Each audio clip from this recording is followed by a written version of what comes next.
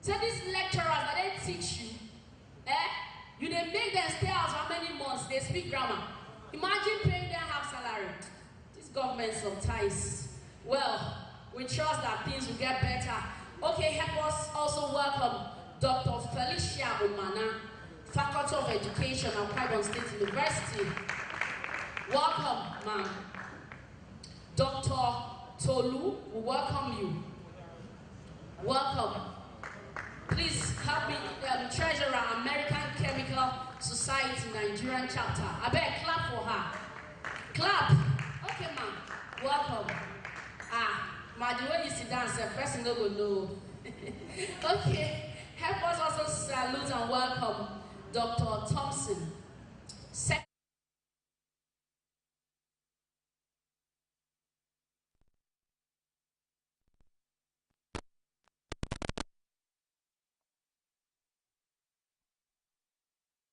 Department, Akwa Ibom State University. Chemistry department. We greet you. Chemistry hard though. Those days my roommates, now so they're going to read, they put leg for water. Because they get exams. Let's welcome our own special person, Dr. Edu Inam. Let's also salute her. Director Isaac Uniyo. Let's salute her. Fine prof, fine woman, beautiful. Doing? What is the government doing? The academia, what are they also doing? Are they just having conversation without following through to know the implementation after the conversation? All of this we'll learn today. So once again, you're welcome, and we'll have a lot of discussion, expository. A lot of things will happen today. I'm particularly interested in this climate change stuff. I am very, very interested. So you're welcome once again. Welcome on board. Help me celebrate everyone. Help me put your hands together. Thank you.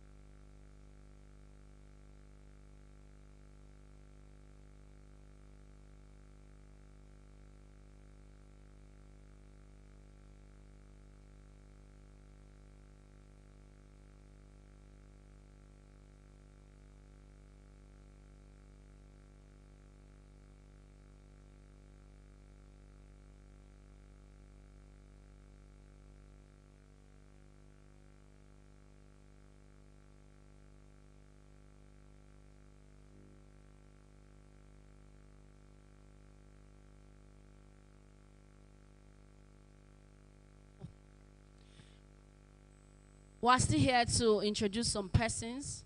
Dr. Augustine Brendan, Top Faith University. He is representing the Vice Chancellor. We know say Top Faith University just kick off, just starts. You know about the Top Faith School doing great things, and he's representing the Vice Chancellor. Welcome you, sir. They always they hide. They like me person. Wham! Welcome, doctor. They're busy with books. They arrange. Welcome, sir. Let's also salute Professor Joshua Obaleye, the chair, ACS Nigerian. Salute, sir. Prof, we greet you specially. Welcome.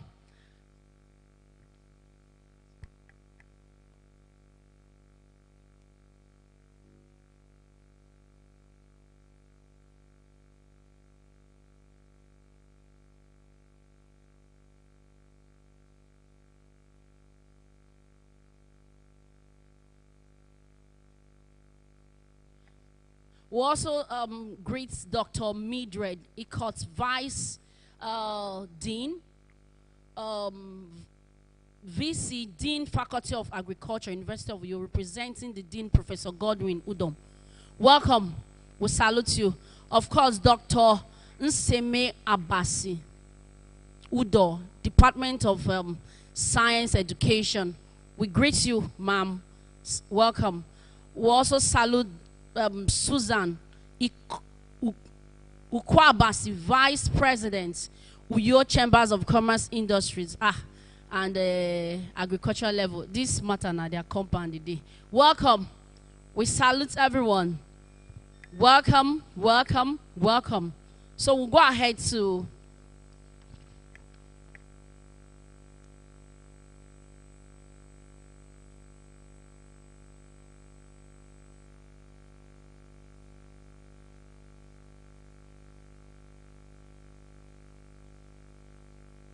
So we're moving forward and we're going to be as fast as possible.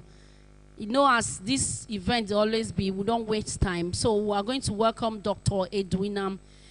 She's the director of Isaac University of Uyo for the opening speech, the opening remarks. Welcome, Doctor. She's already here. Thank you. Good morning, everyone. Yes, so please let me first of all thank the Almighty God for making it possible for all of us to be here. I first like to apologize because, it's not a tradition in ACS to start events late, and we always keep to time. But this morning, maybe due to some special unforeseen circumstances, please, that's when we are starting. We are always very time conscious. In fact, the people that were here yesterday, we know we did that.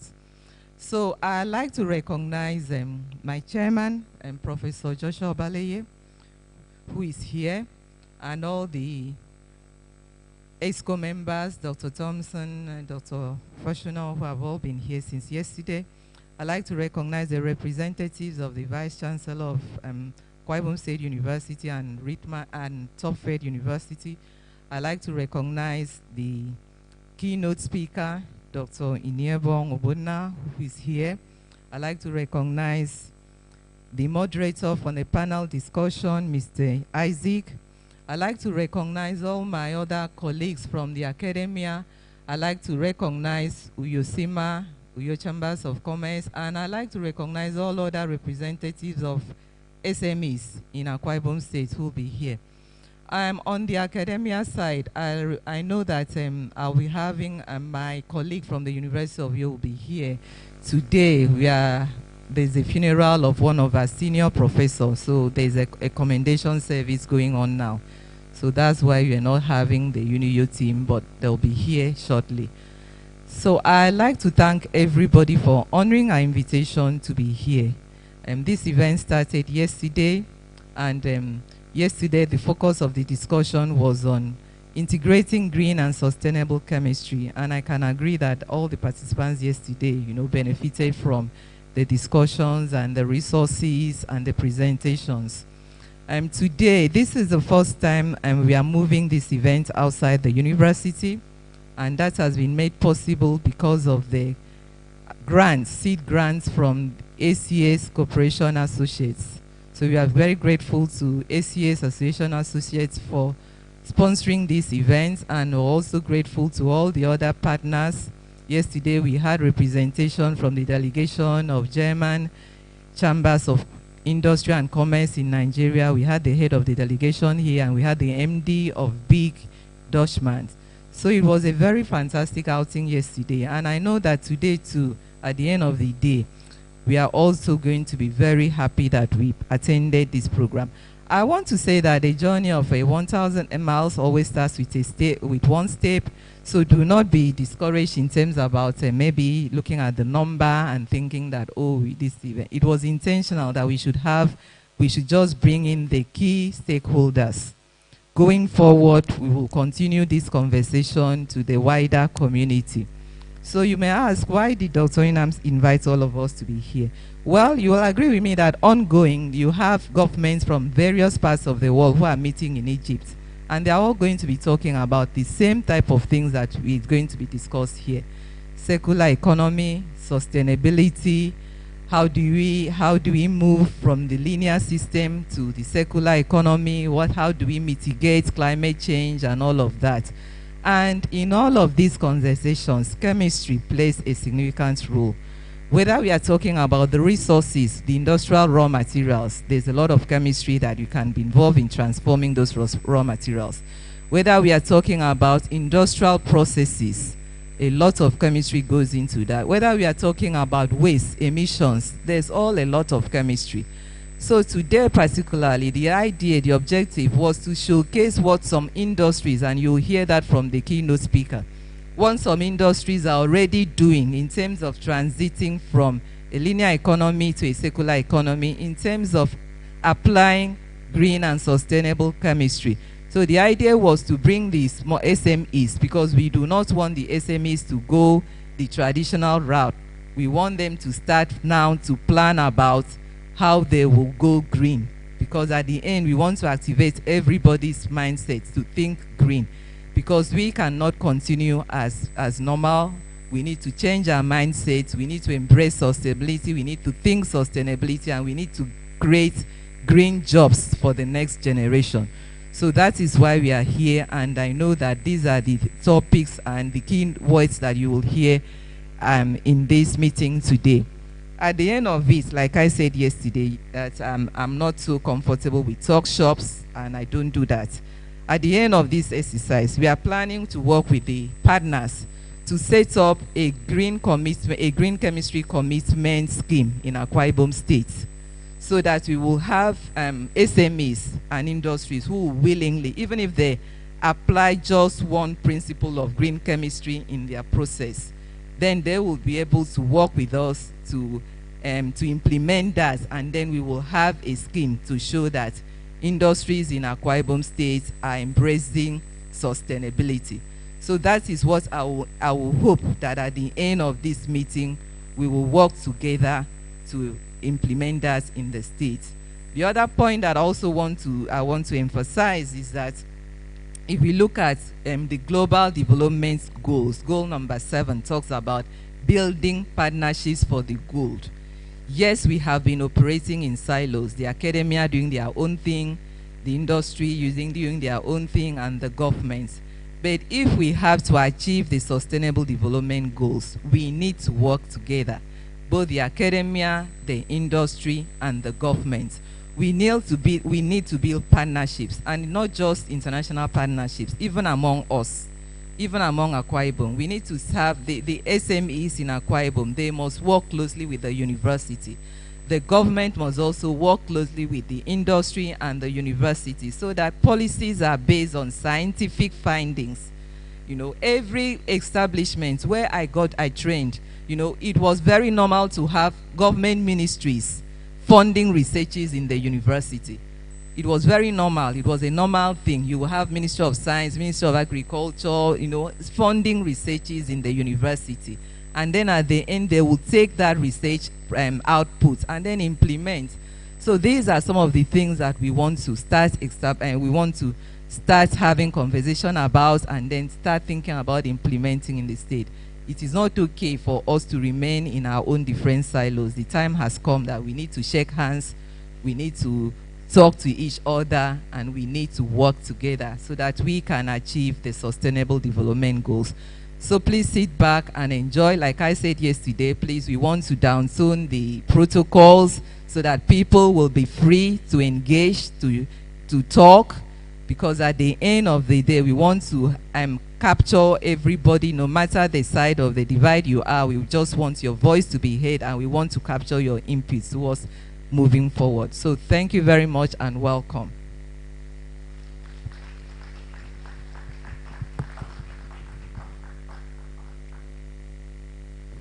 Thank you very much, Dr. Edwin. Now, please put your hands together. We'll get to know, but welcome once again.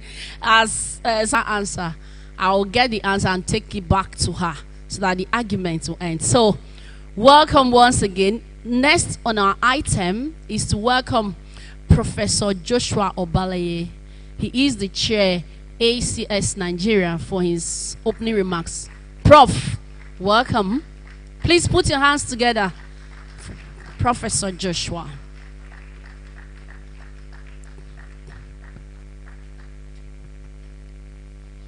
Thank you, my sister.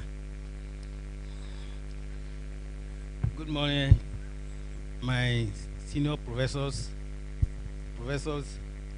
associate industrialists, government workers, the people we are interested in, who are trying to help the ASUU to move forward. You are all welcome.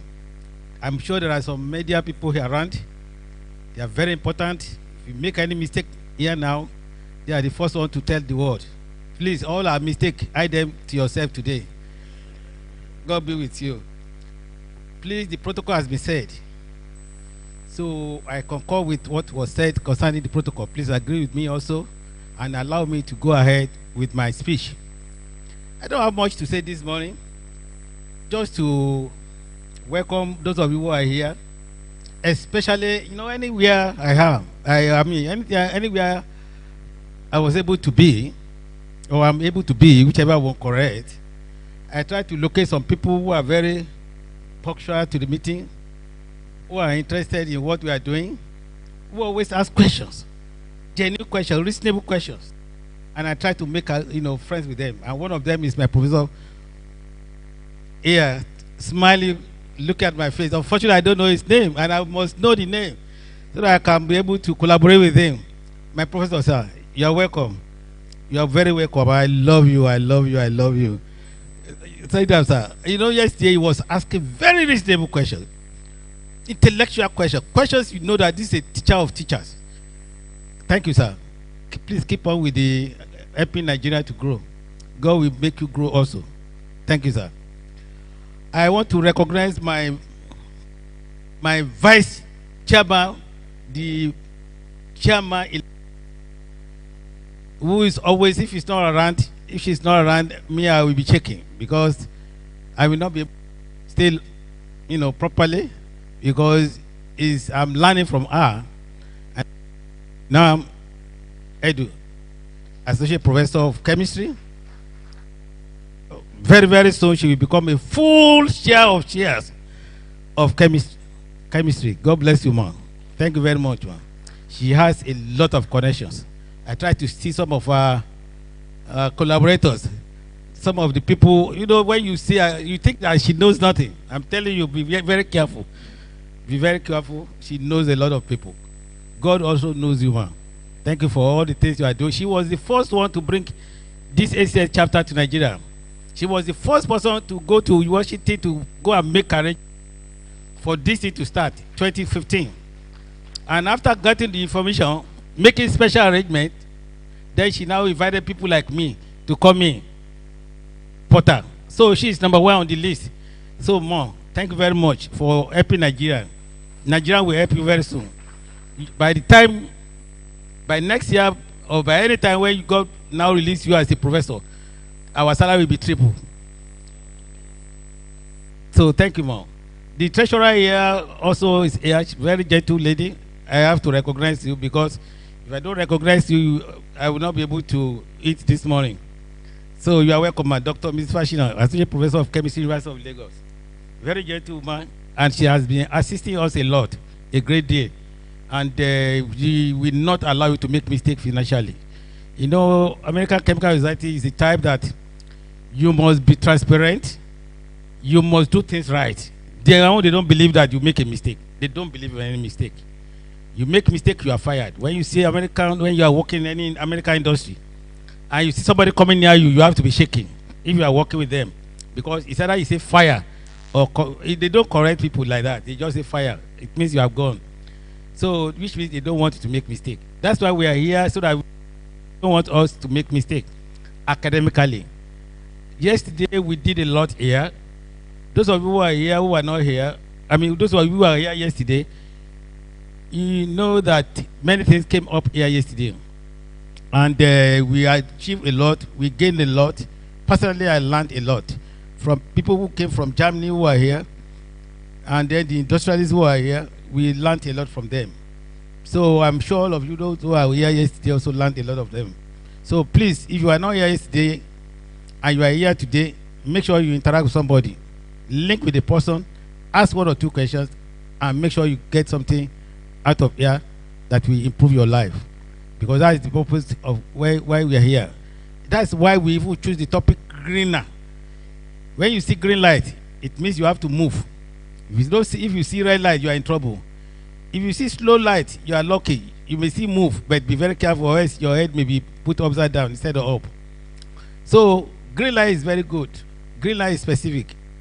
Want to talk about green chemistry?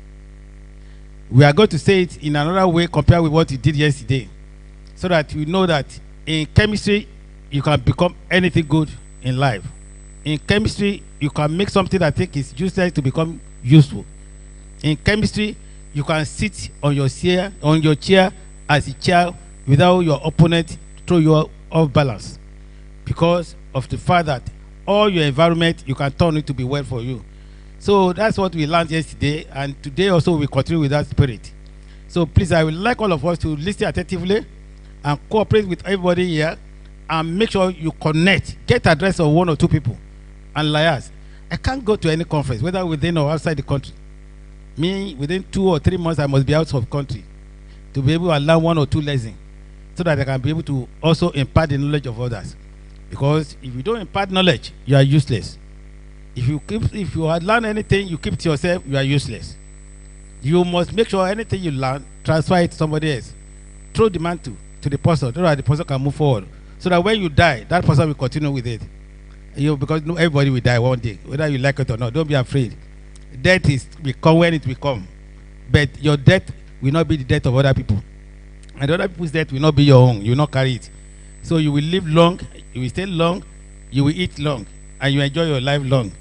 Now, let me just give you 1 or 2 things, then I will leave this place. As a teacher, I speak a lot, I talk a lot. Sometimes I make mistakes, but people will try to please bear with me. I'm not a talkative. I don't have the area of mouth, but I just want to make sure that I impart knowledge to people. Early June, I think it's the first week of June, we are coming to this city. This is a great city. This Uyo, I don't know why they call it Uyo, 3 factorial.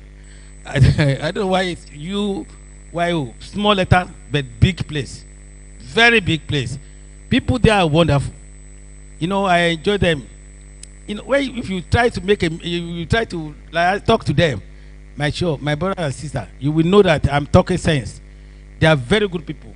They are wonderful people. That's why we are here. Some people will live have weekend here, because Uyo is a peaceful land. It's a place where you can be able to move forward in life. That's why we bring green here, because green means moving forward. Now, please, those of you who are members, who are citizens of this area, please, and please, what you have in mind that makes you to be green always, please transfer it to other people. It's very, very important. So, early June, we are coming here for a program, a symposium organized by American Chemical Society Nigerian chapters. All Nigerians in diaspora and the one here will come here on that day. And all these people also will be here on that day. Some of them will be here to represent ACS. They will also be here. Please come. If you are the type that can, present papers, you are free also to present papers. Go and look at our website, www.ng Nigerian chapter, ACS Nigerian chapter. You go and check online and connect with us, so that you can be here on that day. We just want you to be here. You will see. I won't tell you the topic of that symposium. When you go on your own and search, you will know the topic, so that you can be able to use the topic to do something for this association to move forward. God bless you, and thank you for coming. God will elevate you. God will give you peace, and God Almighty will make you to sit long in good life, in Jesus' name.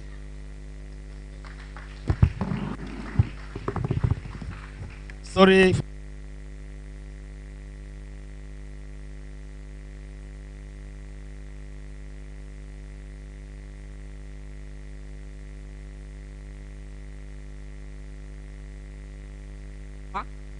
Please help me celebrate him.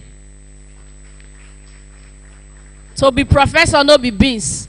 You just dey pay me say our government, they don't understand, they don't recognize that fact. Say for someone to be a professor, you need to do well. To show, the person's work is not in vain. Please help me put your hands together for him once again. We are moving on, but before we move to the next item, let's quickly recognize some persons We want to salute Mrs. Gloria E. Epo. She is representing the Permanent Secretary, Ministry of Education, the person of Akbarawa James Edits. Please. Welcome. Welcome, ma'am.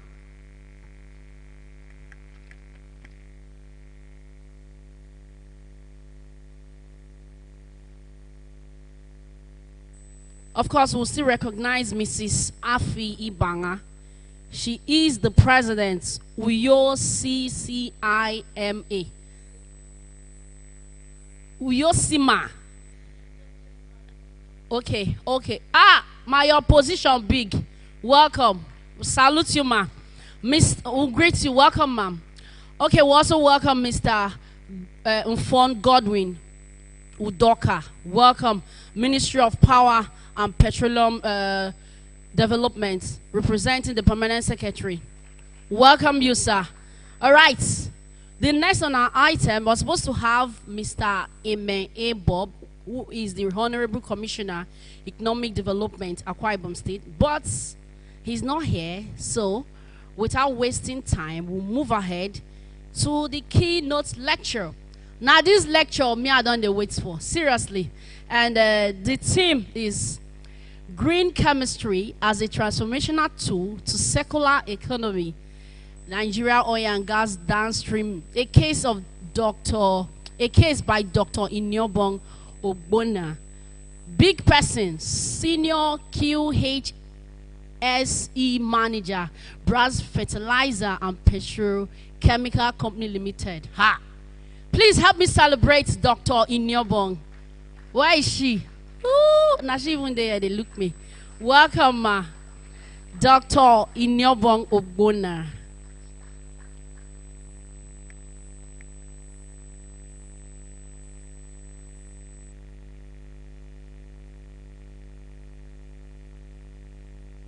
So, thank you very much. The conference chairman, members on the I table, and permit me to stand on the established order of protocols. The topic today is a very simple one, and is the one that we've all been looking up to, and is the one that we are all going to collaborate and work together to ensure that it becomes a reality in Nigeria. Okay, green chemistry as a transformational tool for circular economy. Without chemistry, nothing can happen in this country, because everything we do in the industry is all about chemistry. And that's why if you're a chemist, there's a big room for you to do what? To work, to think as you do what? To work as you work in the company. It's yours. I don't know.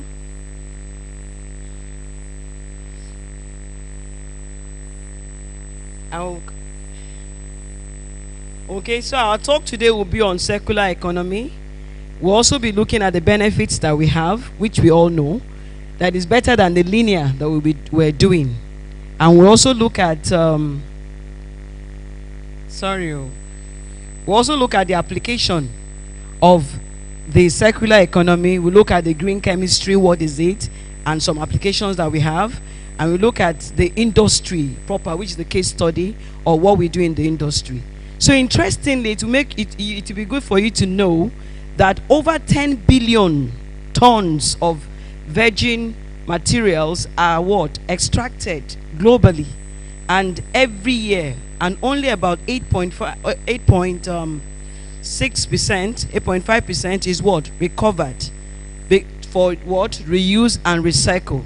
We discover that most of the time, these things end up in the landfill, not extracted and not used.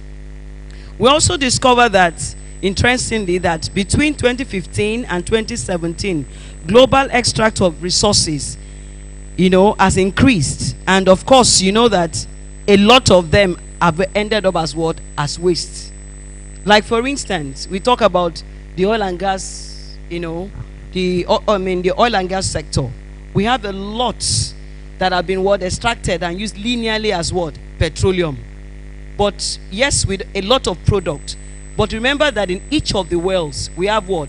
Gas stored in them. And it's in this time we are seeing a lot of fertilizer companies coming up to be able to do what? To use, to ensure that at least it is what? Diversified. We are now using it effectively. And more things are coming like the methanol. So that extraction, you know, is not renewable. As we are extracting, by the day, we are losing the what? We are losing the wells. And this is a very serious issue that we must look into.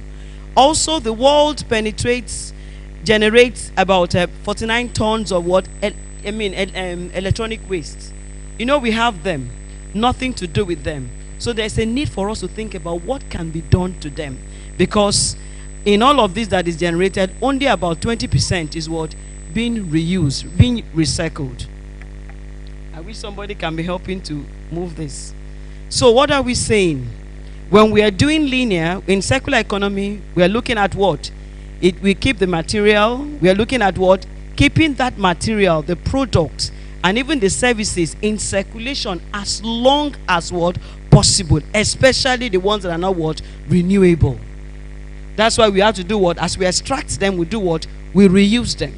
We think what can be done. And in all of these processes, it's all about what? Chemistry. But what we are saying is that in applying doing chemistry, while we are thinking about reusing, recycling, we'll now think about how safe can this be what? Recycled. Because if I went to a particular conference that I was sent to, and they were talking about a lot of people that are into these small firms that they have things that are recycling. You could see that, one, they don't have standards. Two, there's a lot of things that must be done to ensure that what? They're operating what? Green. Chemistry is going on, they are recycling, but they are not taking care of one or two things that should be what? Should be taken into what? Consideration. So what we are saying is that in circular economy, while we are going, linear is no longer appreciated, but what is happening? As we do this, as we have the linear operations, even in the downstream, in the upstream, you know, now we have downstream, and it's the word that's raining now. We're having NMPC thinking about going into what? Working as joint ventures in what? Fertilizer industries to ensure that those things, those resources are what? Properly what? Used. That's what is happening today. So what we are saying is that production is done. After production is done, processing and the can you make this thing a little brighter, because I'm not seeing clearly, or I can just talk from my system here. Can I go ahead with my system directly? But it would have been good for all to see. Are you seeing clearly? Okay, so me, I'm not seeing very clearly from where I am. So I would rather use my system. So there is benefits. We have a lot of benefits from the circular economy. Like I said, the circular economy is what? Is a model for production and what? Consumption, which includes what? Like I said, liaising, you know, you do recycling, you do refurbishing, and all of this, all with the issue of what? Making sure that the product is what? You have a lot, the thing stays more in the system. So apart from that, you have it stays as long as possible, and in that way there's life cycle for what? Product. And that also give us what? Thoughts on what other things can be done as we use a particular what? Product. And when the reaction is what? When we are reacting things together. So the next one we want to look at, what are the benefits we have in this? Trying to, okay. Sorry, application. I said it is applied in many places. For instance, you have those that are doing in Port Harcourt right now. We have a company called Obanaco. What are they doing? The waste generated, the green waste, that all the biodegradable waste that is generated is used circularly by that company to produce organic fertilizer. And of course, they need government involvement. They need people to support them. We also have zero waste practice by Nigerian breweries and some companies. What do? There are some of the things that they are generating, and they are what? In their factory, they are what? They are reusing and like their spent grain is being what? Reused. And they also use what? They also use treatment water from their plant is being what? Reused. Even the heat recovery. Like in fertilizer industry, for instance, most of the heat that is being generated is being used by the turbines that are used in the process. So what happened is that though heat is being generated, is being what? Doing exothermic reaction, is being what? Reconverted and used to run some of their turbines. So those are the things that are what? Internally used downstream in companies. Okay. No? Sorry, oh. This your pointer. I wish somebody could help. Okay, so the benefit, like I said, there will be lower carbon emission, as it were, because, and there will also be what? Reduction in the use of what? Non-renewable what? Resources. What we're saying is that when we extract and we have diverse things that is being used for it, it will be what? Reduced. Also, there will be what? Economic growth and what? And jobs. Because when it was linear, it was just one pattern, few people working. But now when you now have diversity, like for instance, in the fertilizer, we're also thinking about, apart from fertilizer, still in that same loop, because when I get to the process, you'll see that there in the fertilizer industry, after we have produced, after gas is being reformed, you can do methanol. At the same time, you can also do what? Fertilizer on the same loop. So why do fertilizer alone? Why do only one particular stream, which is the what? The linear thing we are talking about. So if it is used circularly, remember that they are made from what? Non-renewable what? Resource, which is what? The gas. So gas is being used, but what happened? It can be used for what? Diverse type of what? Products.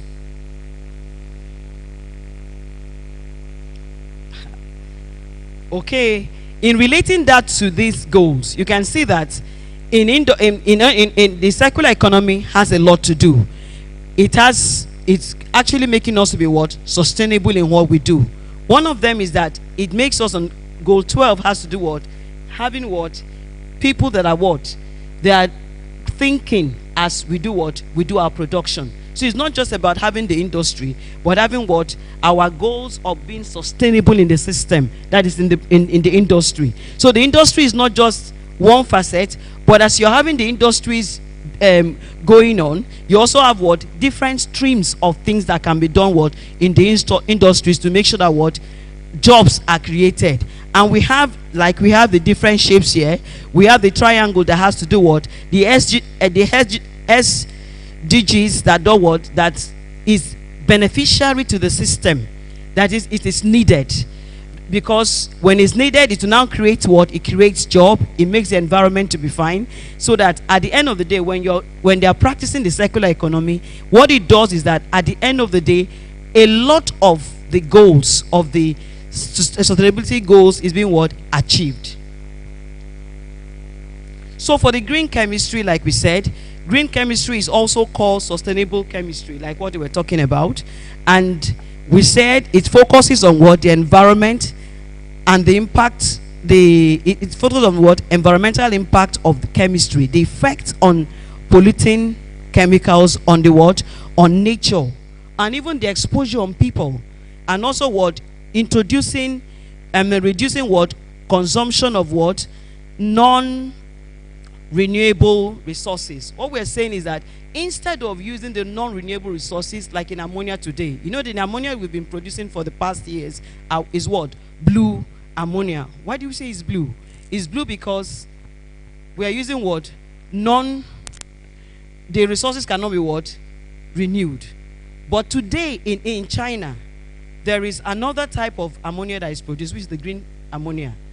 Instead of using the fossil as our feed, what is being used is what? Water, which is what? Renewable.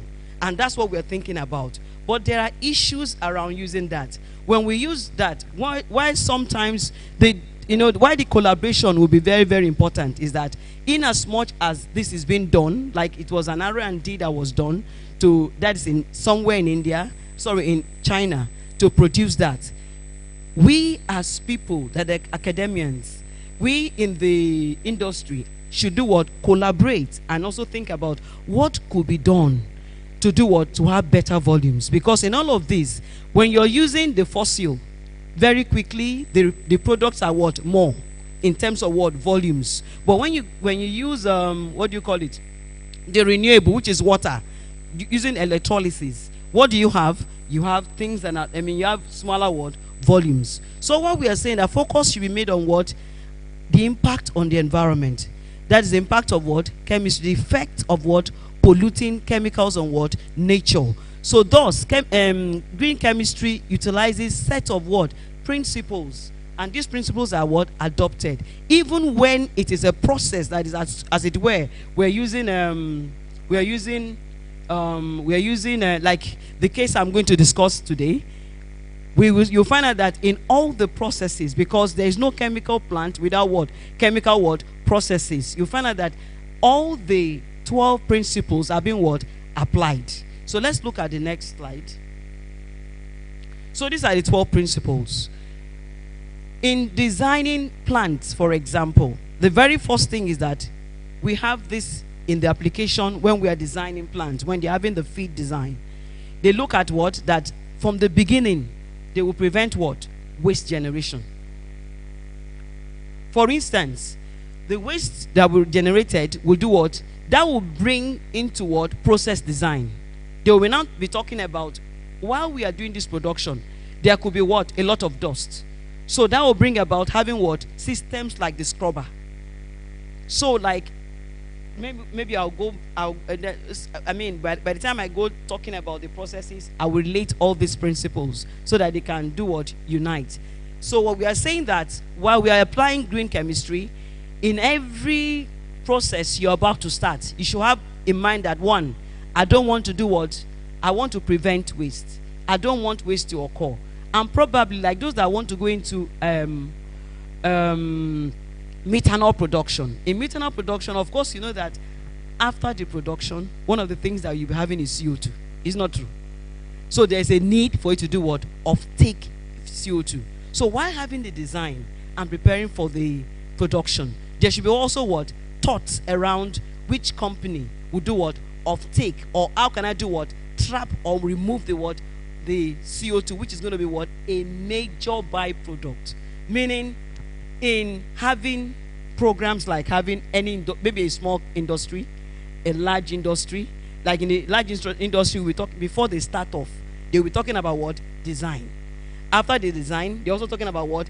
The feed, possible things that will happen. In fact, the guide about the government regulations about limits is even taken into consideration for very good. That's those industries that are built by those ones abroad.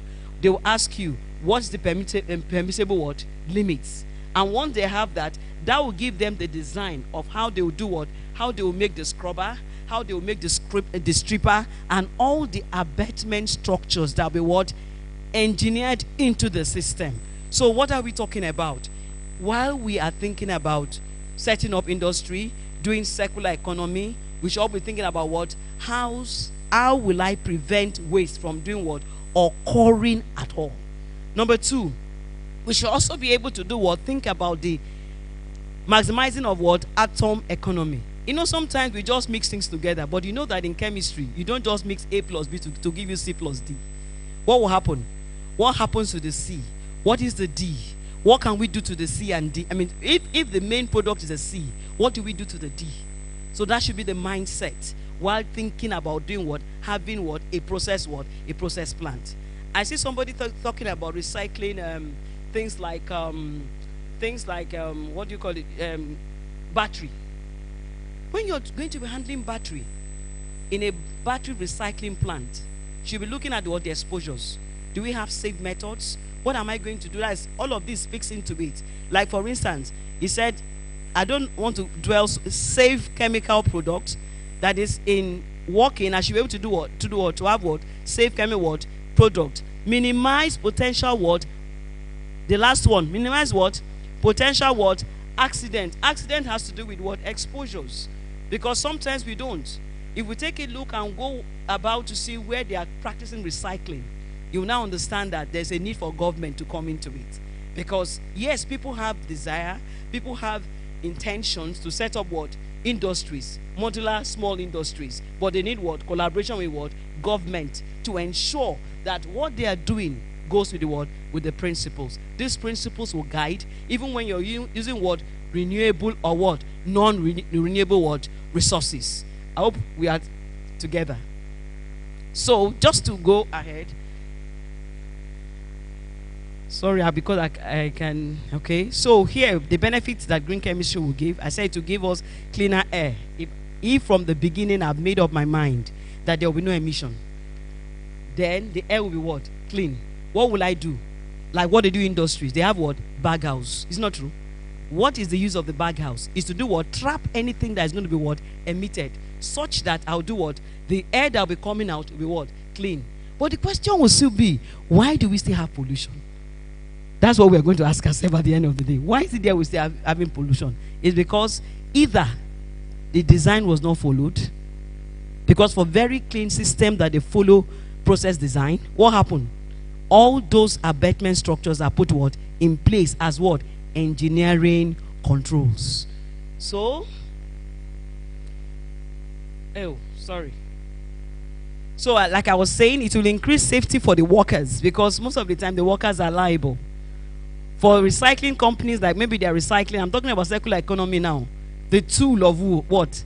Chemistry as a tool to ensure that the process is what? Green. Because when you look at the process, we are going to recycle,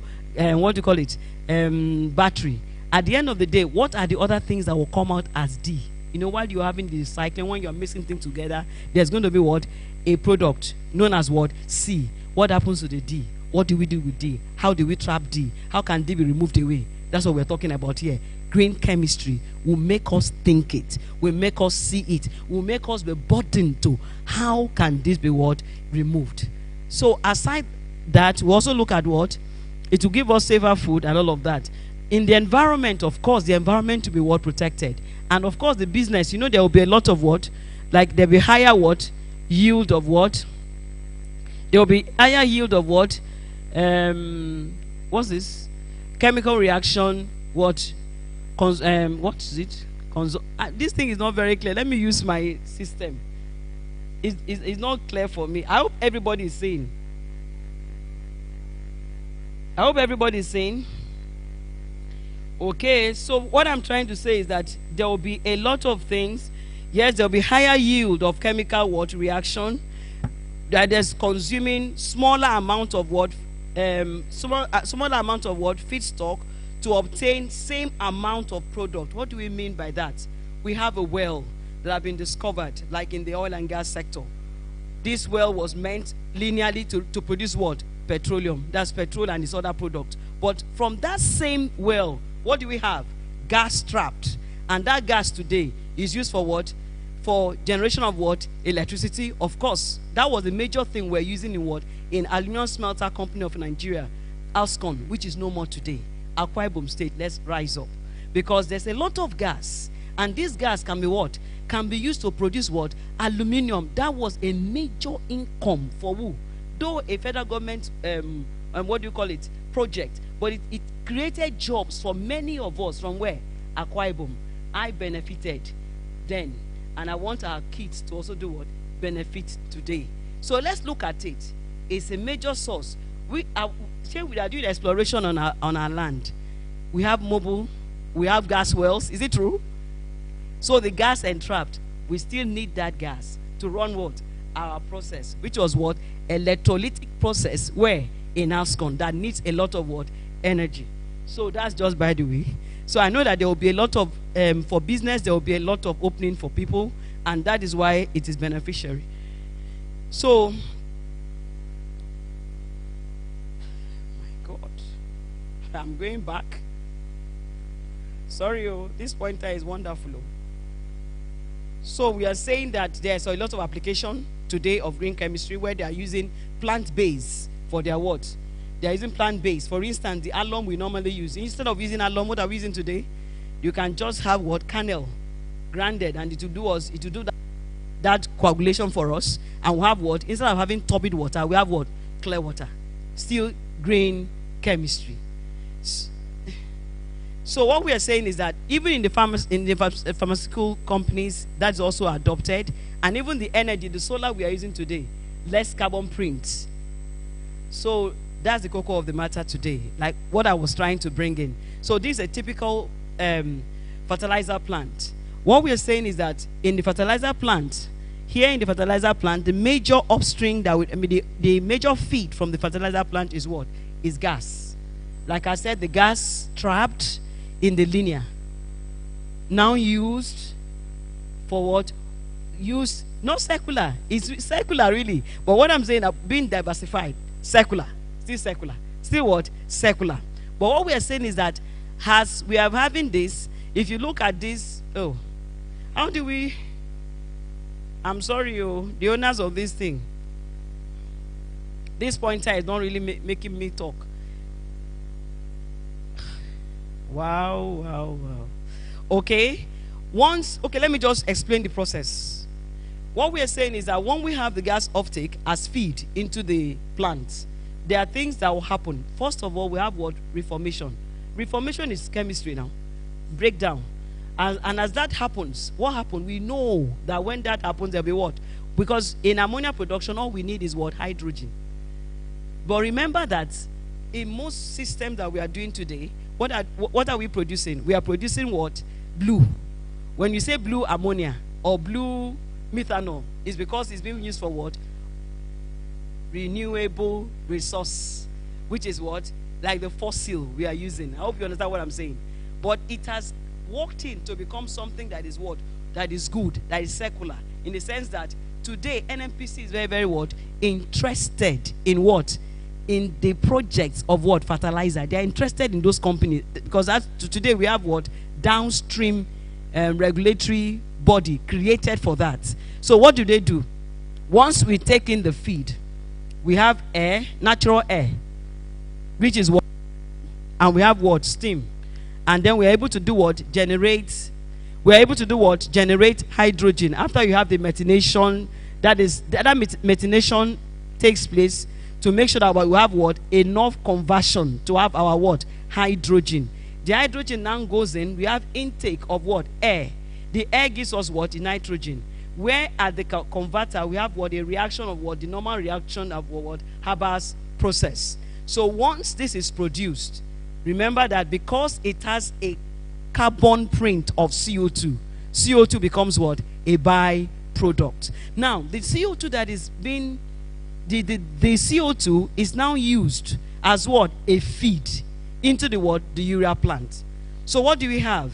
Instead of having green, that is greenhouse effect from CO2 that will lead to this climate change.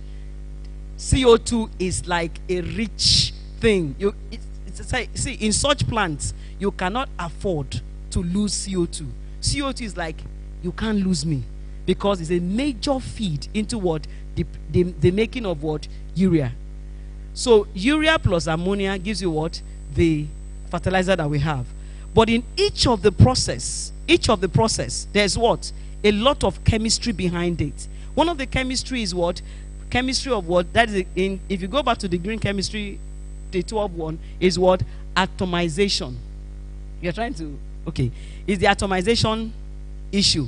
We ensure that there's what? A kind of recovery. So there are systems in place, like if you get to the ammonia, to the urea plant, there's what? A desorber, hydrolyzer. All of that are acting as what? Recovery sector. I don't know if I will go very close because I don't know why that pointer isn't working. I'm sorry. So look at the feed, the CO2 and the what? Ammonia. As they come in, it's going to synthesis. So when this synthesis happen, remember that they are gases. They will not all be used. So within this, there's a lot of decomposition having back your ammonia and CO2, and there's a lot of recovery. So in these systems, you have things like the stripper in there. You have what? The desorber. All they are doing is to actualize the green chemistry of what? If you go back, of what? Atom what? Atomization. That's not the principle number 2. So principles are being what? Are being used in the whole of the system. So what happens? you as a chemist must be able to do what? Identify and ensure that those things are what? Are working. Then at the end of the day, you now have what? You now have what? The granules that are here. Now, these granules that are here, as we are about selecting and the process of making it, a lot of dust should be going into the air. But there's what? A scrubber system attached to it to do what? To ensure that all is what? Recovered. So there's also what? A recovery. So, but what are we saying? All we are saying is that if only in our nation, all that we do, instead of doing a linear type of what? A linear kind of production, we should be thinking about what? That. So the same thing in ammonia plant. Once ammonia, for instance, this is called syngas. Now this syngas, we can have another loop somewhere that can produce what? Methanol. Because if you look at methanol production, is what? Reformation. After reformation, you have the syngas. The reaction will now give you what? It will give you methanol straight. So instead of waiting for that, a lot of plants today should do what? Have diversify what? Use. So that's the reason why we said this principle is being applied here, but we can do better. We can do what? We can do better. So instead of having the ammonia plant, because in some systems you just have what? The ammonia plant. And in any system that you have ammonia plant being fed by fossils, it means that there's a need for there to be what? And for there to be what? A urea plant. Because without the urea plant, there will be a lot of what? CO2 waste in the air. And if that CO2 is not captured, or there is no way to capture it, it will create a great impact on the what? On the environment. Of course, it's a serious greenhouse gas, and will bring about a lot of climate issues that we are having today. So, okay. So, we are about moving to the next one. So, the application, I've already explained all this while I'm talking. So, I said there's a recapture on the use of CO2 as a feed for ammonia production. The process is also what? There's process the redesigning. Process what? Redesigning today. That is the improvement. Process what? Redesigning. In the sense that instead of using the old process that we are using, which is the Kellogg and Brown and Ruth, we are now using what? Today in China, there is what they call Camson. Camson is now doing what? Producing ammonia using what? Electrolytic what? Method. But what's the difference? While we can produce 4,000 metric tons a day, Camson method can only make what? 1.5 metric tons in a year. Did you see the difference? 1.5 metric tons in a year and 4 metric tons in a day. Are they the same? So that's why, while we are using the fossils, so that we don't lose them totally, we also think green about this other method that have been what? Introduced. So what's the limitation? The major limitation that you see, and you're saying maybe there's a lot of issues happening in system, is what? Maintenance. Is what? Why is our refineries not working? Can we say? No, it's waiting. It's maintenance. Because by design, it has already been what? You see, well, why bring in the whites to do this design? They take a long time before any of these projects are executed. They have put their inbuilt what? Systems for what? For control. But what happened? Our mindset is not. When I mean mindset, me and you. My mindset and your mindset is not about green chemistry. And that's the reason why when there is a little issue, you know, maintenance has a lot to do with what? Environmental pollution. Is it true? Show me a place where there is no maintenance, then go home and know there will be a lot of what? Pollution. Because the more systems are maintained, the more what will happen? There will be no pollution. There will be no waste. Because once the place is not maintained, there will be a lot of what? A lot of waste. So we should change our limitation to green chemistry is what? Maintenance. Number one. Number two is what? Cost of going green. Cost of what? So if I can produce this thing, can we listen to us? If I can produce this particular thing, probably I'm into circular economy, I'm doing a kind of recycling. If I can produce so much, and it's going to cost me X to install in a stripper, to bring in a scrubber that will help recover the things that are going out into the atmosphere, what will we do? I'm asking the question, what will we do? We'll circumvent. Is it true? What will we do? We cut corners. So the cost, green chemistry is a cost. Tell your neighbor, green chemistry is a cost. So it's a serious one. Though the volumes is also a limitation. When we apply pure green chemistry from the onset in terms of the reaction, it's more what? The volumes are small, like that of the two examples I gave to you. Green ammonia and what? Blue ammonia. Blue ammonia from the non-renewable, and the one that's from what? Renewable. Water and fossil, they are not the same. The one we use in most companies today are what? Fossil based, because they are from gas. But the one that is from the water is what? Renewable. But the volumes are what? Not the same. So what we are saying is that one of the limitation is what? The cost of going what? Going green, and the volumes. Then the next one is what? Switching risk. I hope you understand. People don't want to switch that risk. The risk of making 4,000 metric tons a day to what? 1,500 metric tons in a year. Are they the same? It's risky. So the new technology adaptation, some of us don't like new technology. We don't want anything new. We want to continue. So those are the limitations. So supply chain what? Complexity. Those are the things that are limitations to us. So what is the place? So what's the role of the academia? We're going to talk about the university. So what's our role? Number one, enhance education. Look at the curriculum. Teach green from the onset, even from primary school. Look at the curriculum, not just that we are doing science, sorting for whatever we are teaching. Create the mindset so that people have what? The mindset to do what? To go green. So when it becomes a culture, it becomes something that it becomes a value.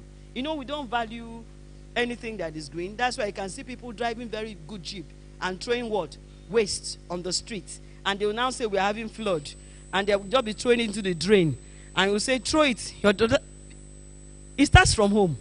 In fact, the green does not even start in there. I should have put a place that says the role of what? Home. Green should start from where? Home. Sorting. Children should know that plastics cannot be classed in the same place with what? Food waste. Number two is what? Engineering and chemistry curriculum should be looked into. Thank God that we have very experienced professors that are here. Look at the chemistry. There should be a course called green chemistry or whatever in the university. Or probably relating the principles with the chemical reactions and making them to understand. Even in the field of what? Engineering. Making people, you know, when you see people come to design plans and they're talking about, can I know the limits from USEPA? Can I know the limits from FEPA? It's all about green chemistry. So that there'll be what? Less what? Emission. So they will now design the engineering controls to suit that. But what happened? When they tell you the price, they'll say, sir, when I fix this, it will cost, you know, I told him, limitation was what? Cost. It will cost how much? Probably $10 more. No, remove it. Remove it. What quantity is actually coming out? About 2 ppm. Allow it. Should be 2 ppm, 2 ppm, 2 ppm. Allow it.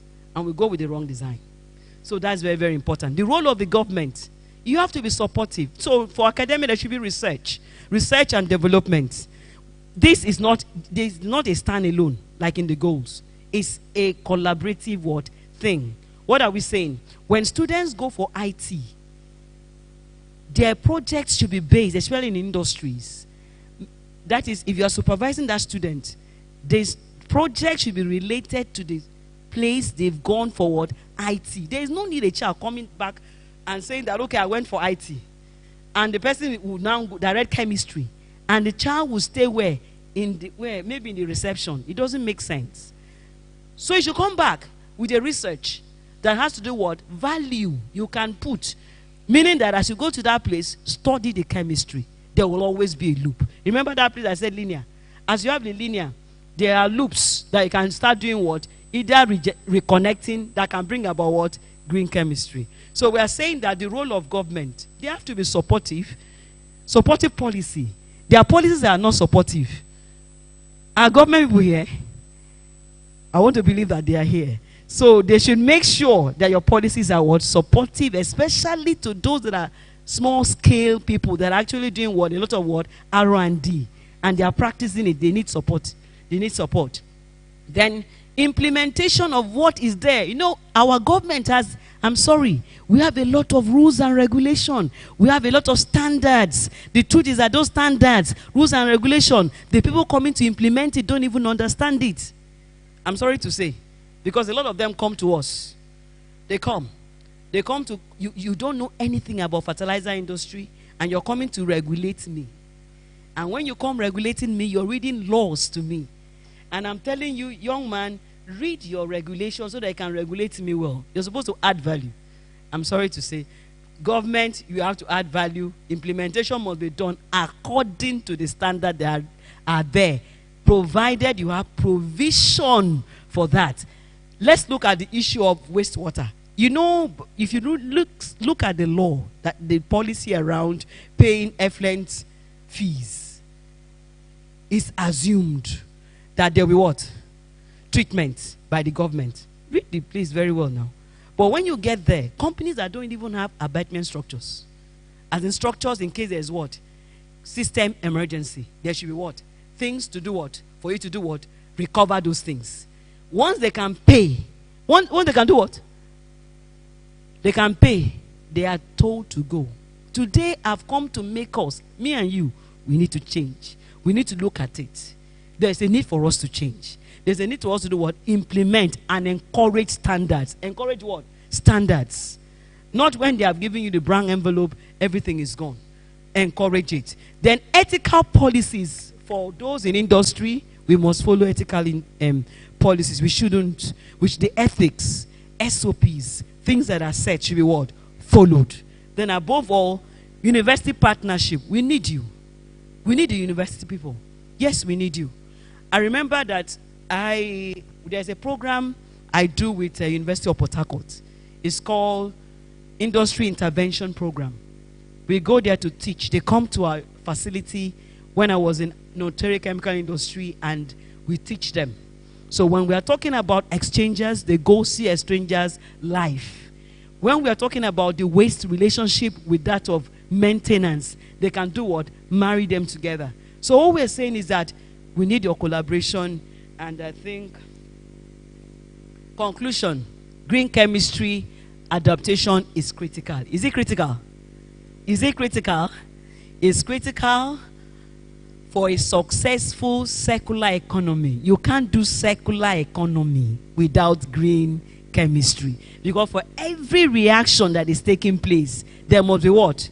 It must be rightly followed. And the mitigations that should be there should be properly what? Should be properly what? Kept to ensure that whatever is done in a good way. So reduction of waste and preserving resources is a major concern as population surges. So everyone has a role. Everyone does what? To play in achieving circular. So what do we say?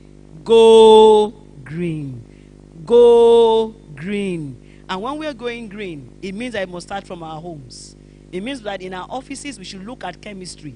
Because everything we do, even in the kitchen, is what? Chemistry. As we are moving, when things interact, we're doing what? Chemistry. And remember that all that we have I'm trying to go back. The slide on. Wow.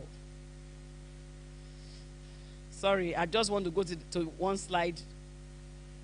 So all we have to do is that the 12 principles must be put what? In use. And as we do that, we'll have a better what? Remember, prevent waste, maximize what? Atom economy, less hazardous chemical synthesis, safe chemicals, safe solvents, design, remember design, for what? Efficiency. Above all, reduce what? Derivatives, and for reactions that are very slow, very good word, the right word, catalyst should be used, and disposal. You know, sometimes we order for catalyst, we don't even ask when it is spent, what do we do? So you should also calculate that into what? Buying the catalyst. Very, very important. Then design for what? Degradation. Then real-time analysis to prevent what? Pollution. That's very, very important. For companies that are coming forth, there should be what? Regular monitoring issues to be able to do what? Identify if there are what? Issues around that could cause pollution. Thank you very much. I think I will leave. Thank you so much, Dr. Inyobong Ogbonna. She has a lot to say.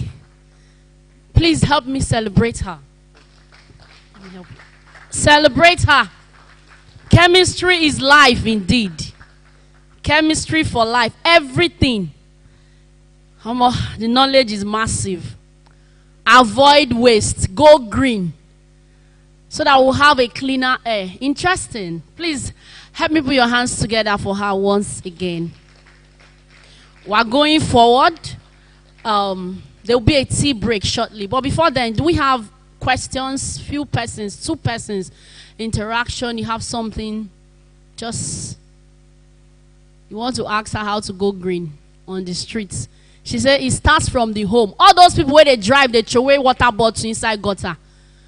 Will not be the real people where they talk about. Because when the gutter block, they go say flood don't pursue us, come out. So we have our roles to play. I like the fact that she said everybody has a role to play. Even the government. That table where you shake, I like that table.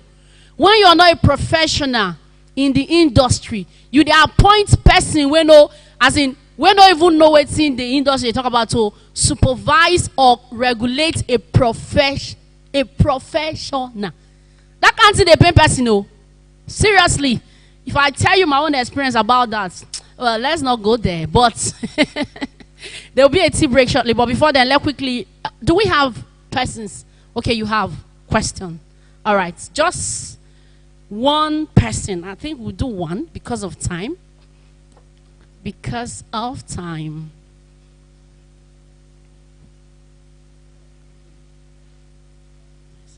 Thank you very much. I think I can stand. My name is Professor Itaiwa Bogo, Akwa Ibom State University. Doc, that was a wonderful presentation. It has really thrown so much light on life, because I've seen it to be the only way the Earth planet's life can exist in the Earth planet, ultimately. That's what I've seen in this lecture, showcase. The question I want to ask is very simple. I would have asked so many questions, but let me ask this very simple one. Why is it that companies, oil industries, oil companies, are still flaring gases? Because, yes, when I work, do environmental studies work, projects, offshores, for example, I still see gases flaring here and there.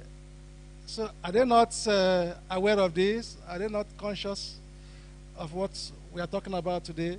You are in NNPC. Okay, you are in fertilizer. Okay. And then NNPC is there as a regulatory body. So what is really happening? And we are talking about greenhouse gases going to the atmosphere and then causing all the wahala that is happening now in the world called climate change. So that's what I want to find out. Are they not conscious of this flaring? And what are you doing about it? Who do I ask? Is there any oil industry guru here? Otherwise, the second question would have been, in your presentation, the the downstream production, which is linear production. Now, we are encouraging secular. No, the linear, okay, let's say okay, I understand what you're saying now. The linear production, which is now, has to diversify it. And then you made mention that at a point in time that some of these products, byproducts that is convertible, or could be convertible, stay long in the system, to stay as long as possible, and then probably reuse, and then somehow. I don't know if you remember I mentioned such a thing. What I want to say is that for an environmental situation, we know that when pollutants, so to speak, remain in the environment long, they tend to cause more problem, because their effect is a function of time, their half-time, the time of existence. I do know that you said this could be caught somewhere and they're not allowed out. Please, can you explain a little the first question? Okay, thank you very much. About the issue of flaring, that should be that should be upstream. Upstream. That's upstream. That's upstream. Okay, so that will mean that the government must have to do what? Work with the industry, the regulators. It's actually the regulating body that does that, because NNPC is what? Is a government agency. So there's a need for government to be what? Strict. And also prefer. There are methods that those things can be what? Invested and what? It can be reused. Because there is nothing that cannot be reused. All it needs is what? Commitment by what?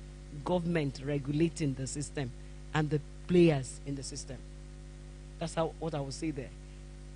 Now in the downstream, I was saying that while we're doing linear, that is when you're having petroleum being, having the petroleum product and having crude being used. We are so crazy about the crude.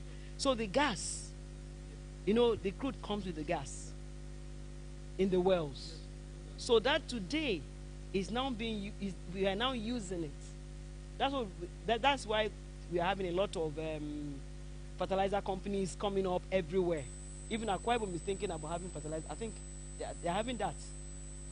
A lot of states are thinking about having fertilizer company. Why? We have a lot of gas that have not been used. What we are saying is that while you are using the crude, we have the gas being trapped. Today, it's being used for other purposes. Meaning that, because you know that the fossils are not what? Are not renewable. So if we don't use those gas, it will mean that it will just be wasted. So that waste, LNG is doing that. LNG is doing part of it. Today we are also looking at what? Gas processing plants. Today we are looking at gas processing plants. Today Nigeria is talking about making methanol. Today Nigeria is also thinking about doing what? A lot of fertilizer. And above all, we're also looking at what the issue around, I'm also telling about our own state, Akwa Ibom State. Let's think about going back to the electrolytic method we're using in Alstom. We need it because we need people to work. That project was meant to feed 10,000 people, homes, but somehow terminated because of what? I told you now. It's what? Government. Thank you very much. Thank you so much. So, because of time, we are really out of time. Just one more question, ma'am. 1 minute, please. Please, 1 minute. Thank you very much.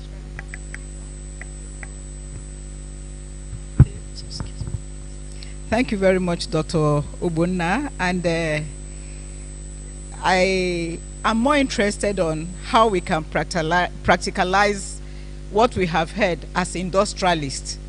I belong to the industrial sector, and we want practical. We want to see that these things are implemented physically so that we can have good production of services and also products that can impact the community. I really admire this project, the green chemistry. You made mention of using kernel to purify water instead of alum So can you throw more light on it? And I think some of us in Uyosima are already doing something on that with such raw materials. So we can add that to what we are doing and get the ball rolling. So that next time we meet here, we'll have products to show that we have been in this program. Thank you very much. Okay, so what I said about that is that it's actually, maybe I'll share the paper with you. It's actually somebody's project that worked on that. And it was they were looking at the turbidity of water. So what will happen is that when they grind the kernel and they mix with some other plant base, then it will cause coagulation. So that making the water less turbid and fine for use.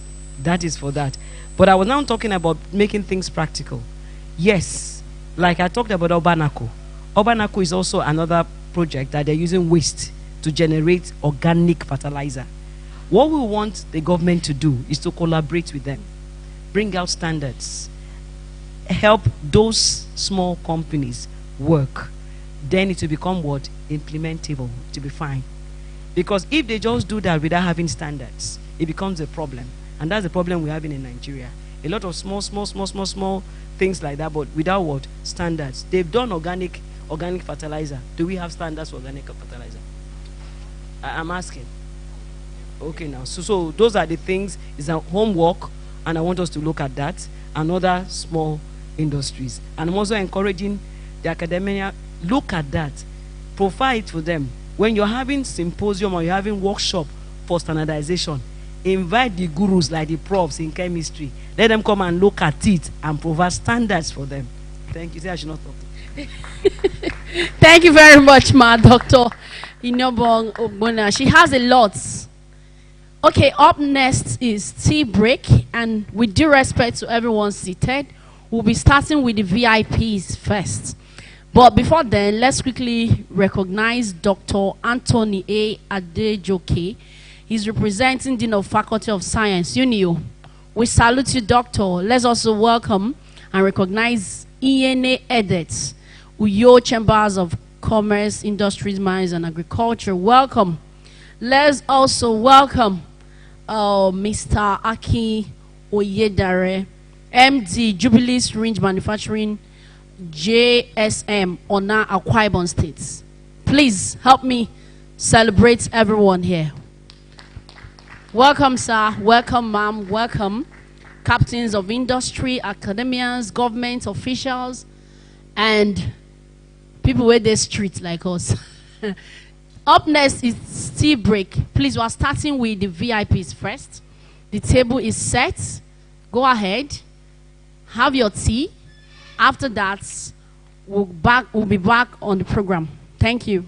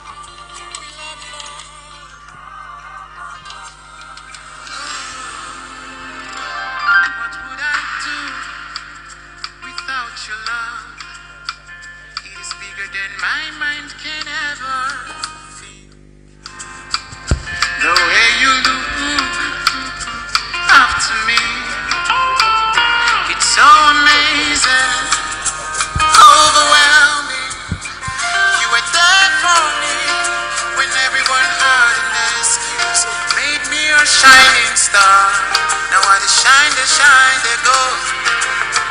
You were there for me, Lord.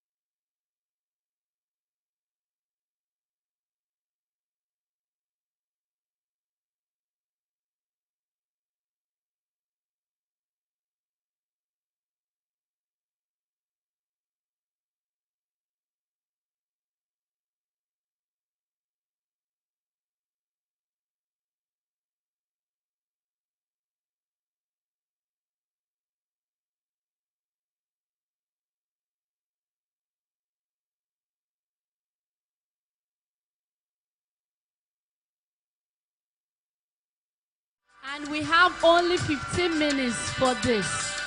We have a lot of things on the item, and we need to rush and run as fast as we can. We know we have busy days. Everyone is busy trying to do one or two things.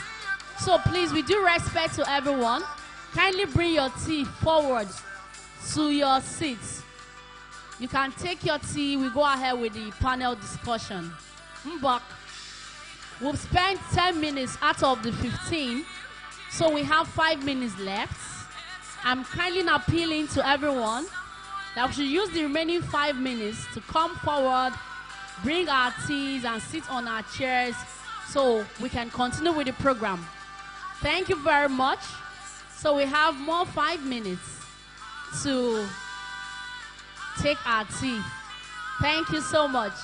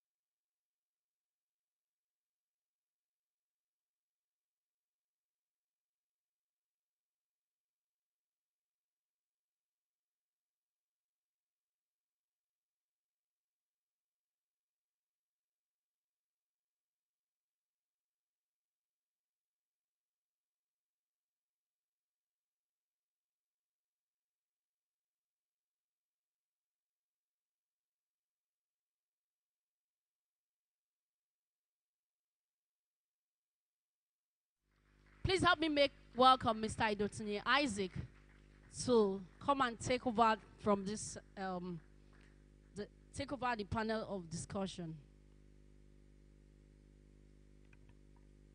So your CV no be busy. Aye, your CV hot.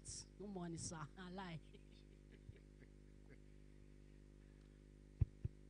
All right, thank you very much.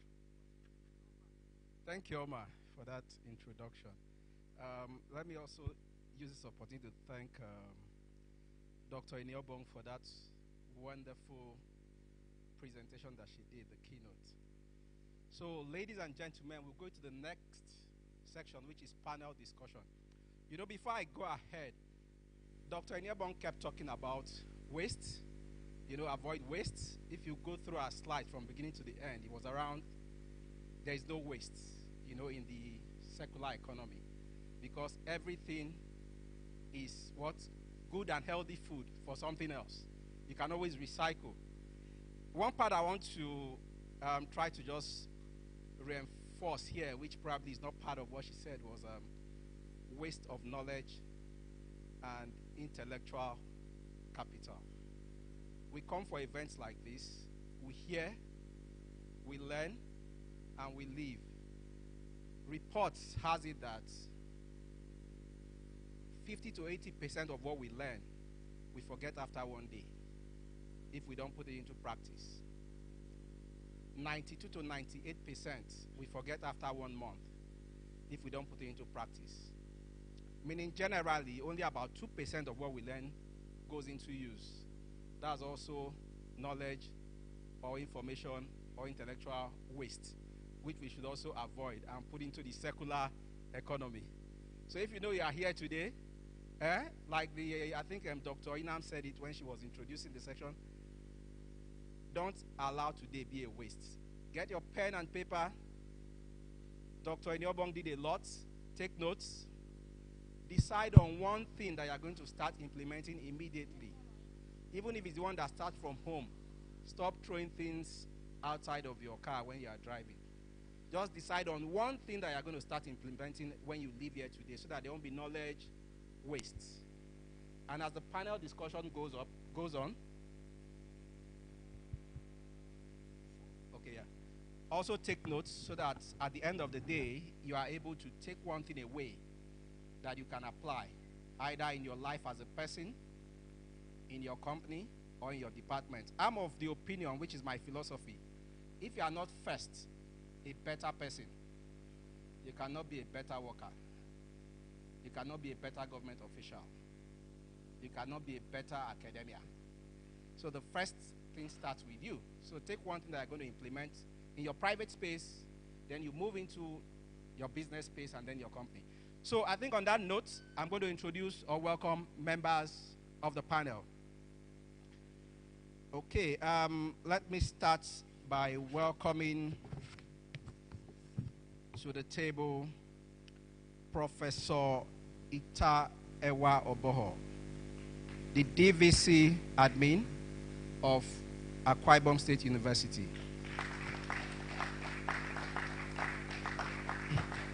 He's here in a double capacity.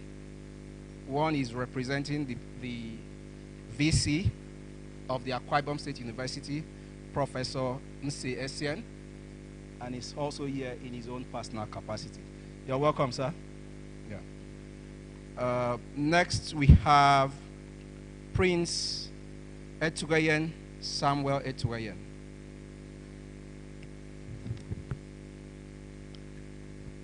He's from the Small and Medium Scale Industrialist Association and Uyo Chambers of Commerce, Industries, Mines, and Agriculture. Prince Etugayen Samuel Etugayen, are you here?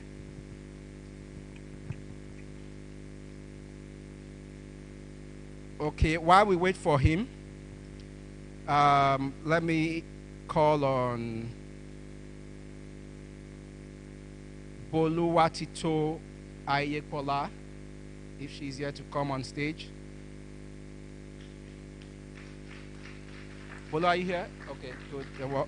You're welcome.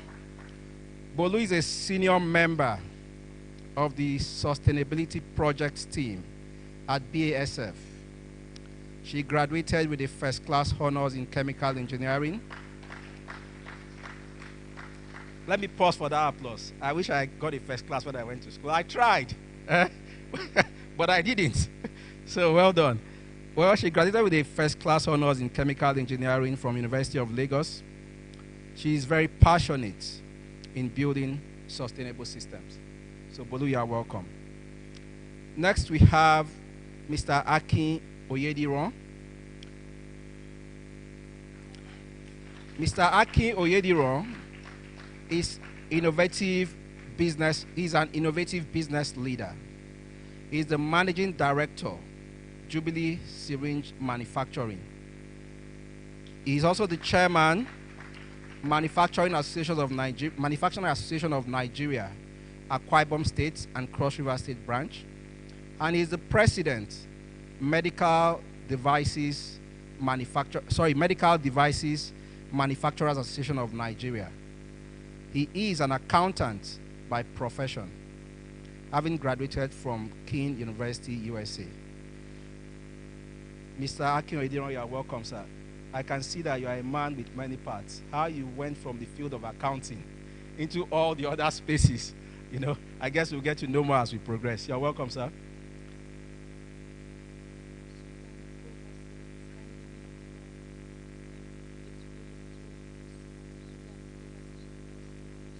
Just hold on.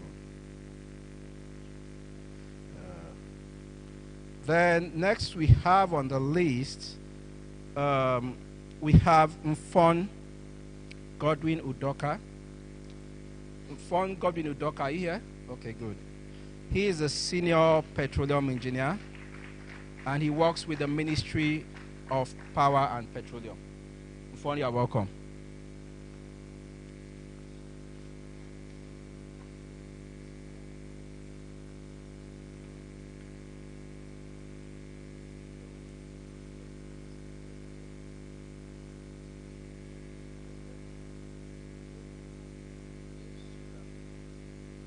Okay, we have another member of the panel here, Susan Ukwabasi.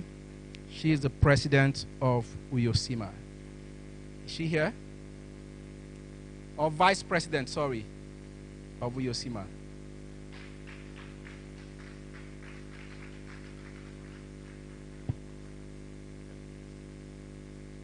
Madam, you're welcome. The vice president? Oh, sorry about that.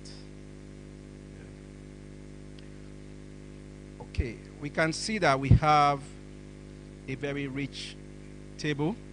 So we'll go straight into the questions or into the discussion on the circular economy. And basically, if I go, we look at what the topic, of this,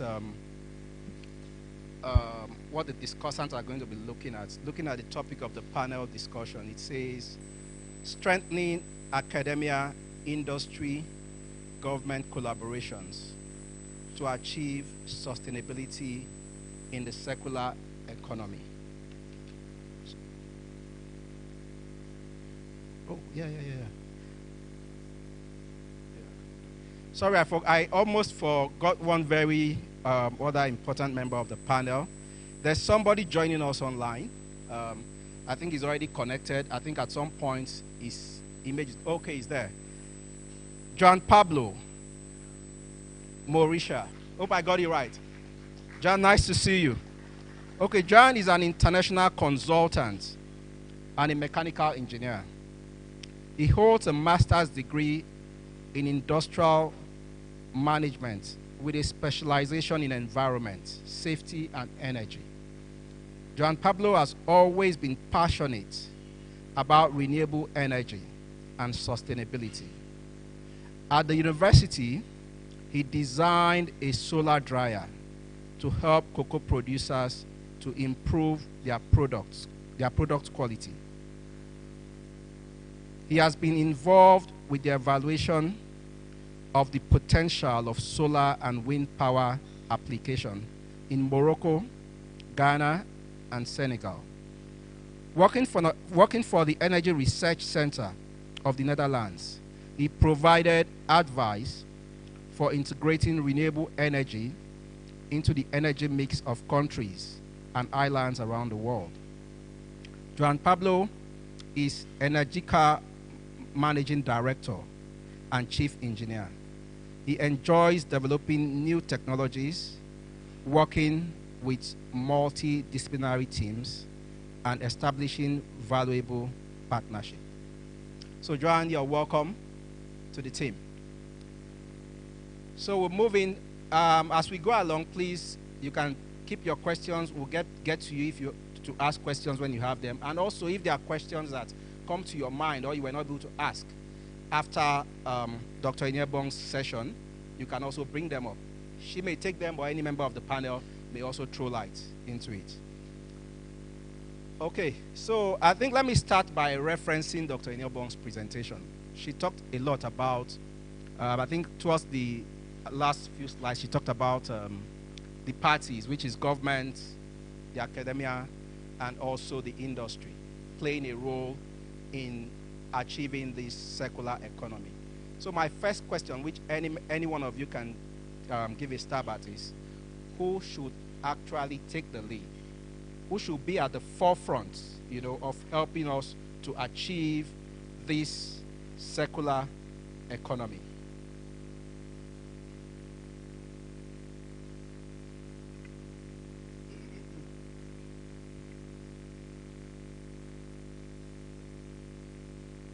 Thank you very much, and welcome, audience. You see, the academia,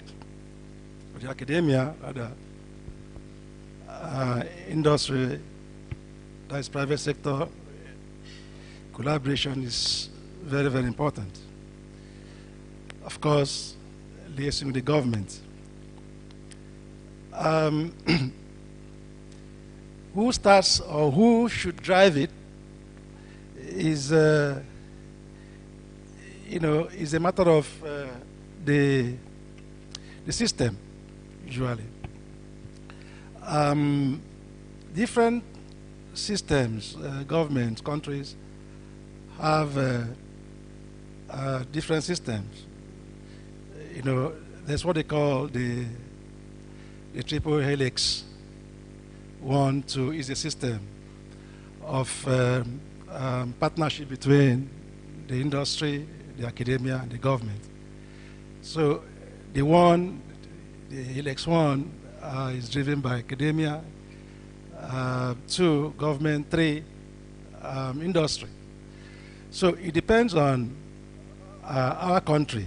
I don't know exactly which system our country is driving, because all the universities operate almost the same way. But I want to see that we do at least 2, if not all, in bits. So the academic, the universities, have a major role to play, which is really fundamental. And this role, like is teaching and research. And the research products, research ideas, and outcomes transferred to the industry. And then probably the government too have some policies that is in place, put in place to tend to galvanize this together. So who drives it, or who drives it?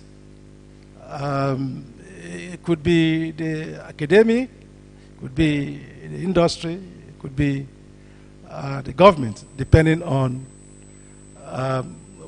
what's specific research that is relevant to the need of the country, in developing the economy of the country, or regionally, or locally. So it all depends. I think I can raise it for now. So maybe later questions come along. Thank you. You want to give a stab?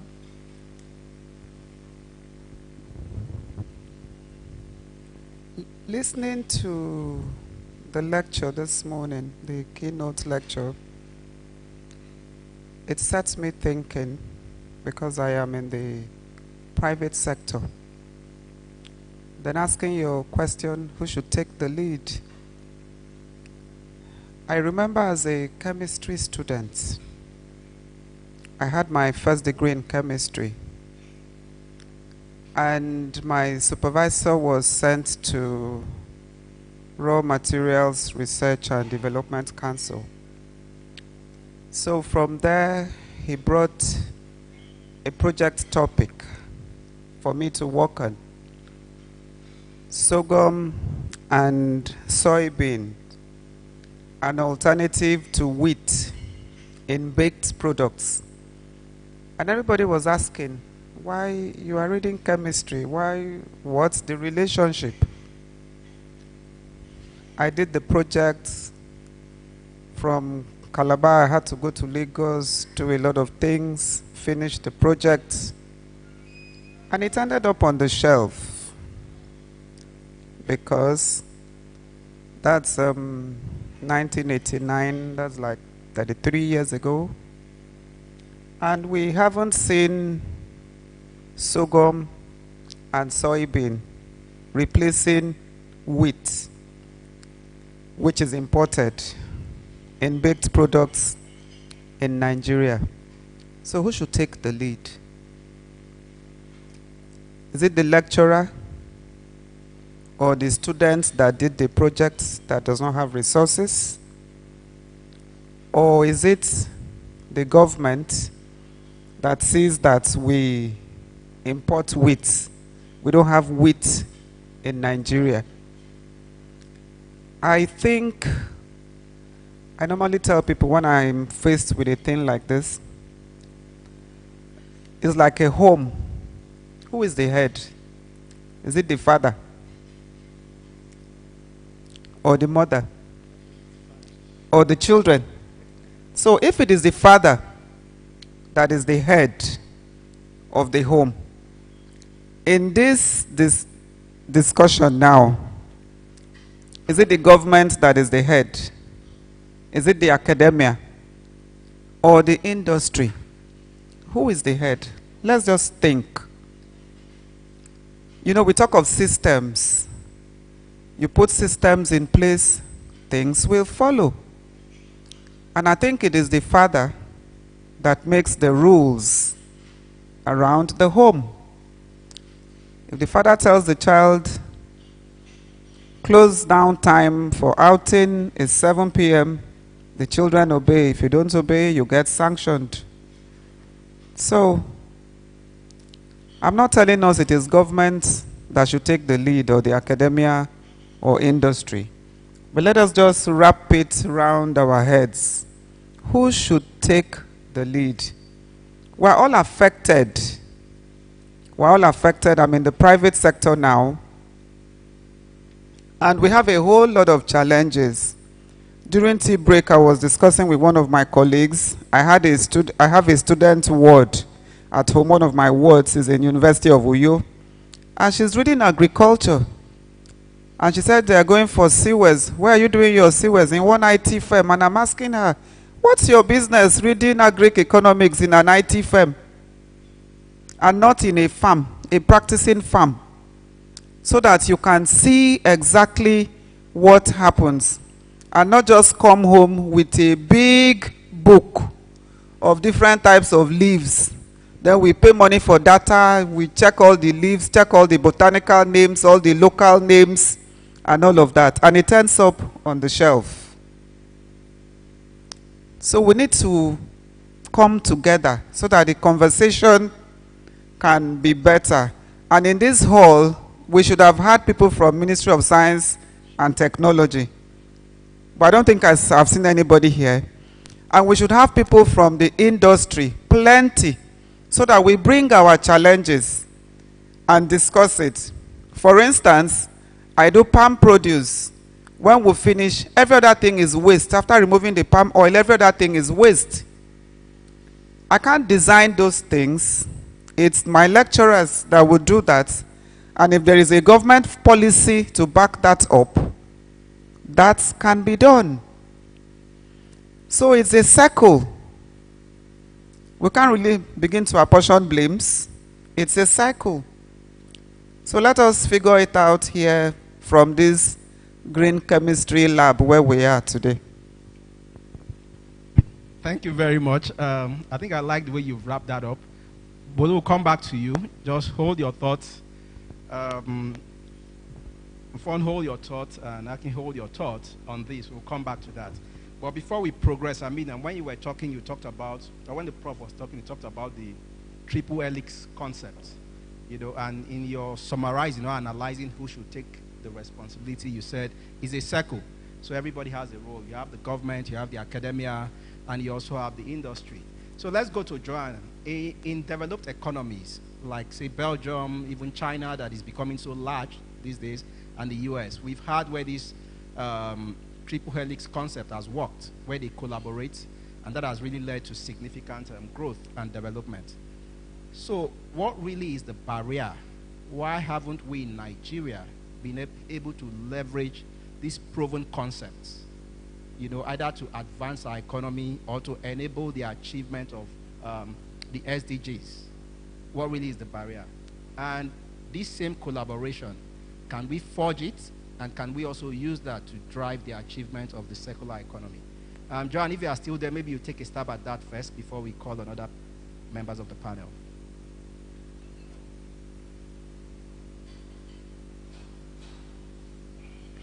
John, are you there? Can you hear me? Oh, it's working. The audio, please.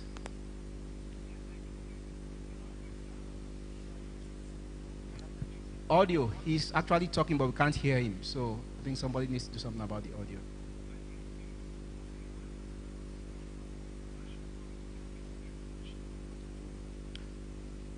Okay, Joan, while we wait on the technical people to, or technical team to help us work the audio, just hold your thoughts.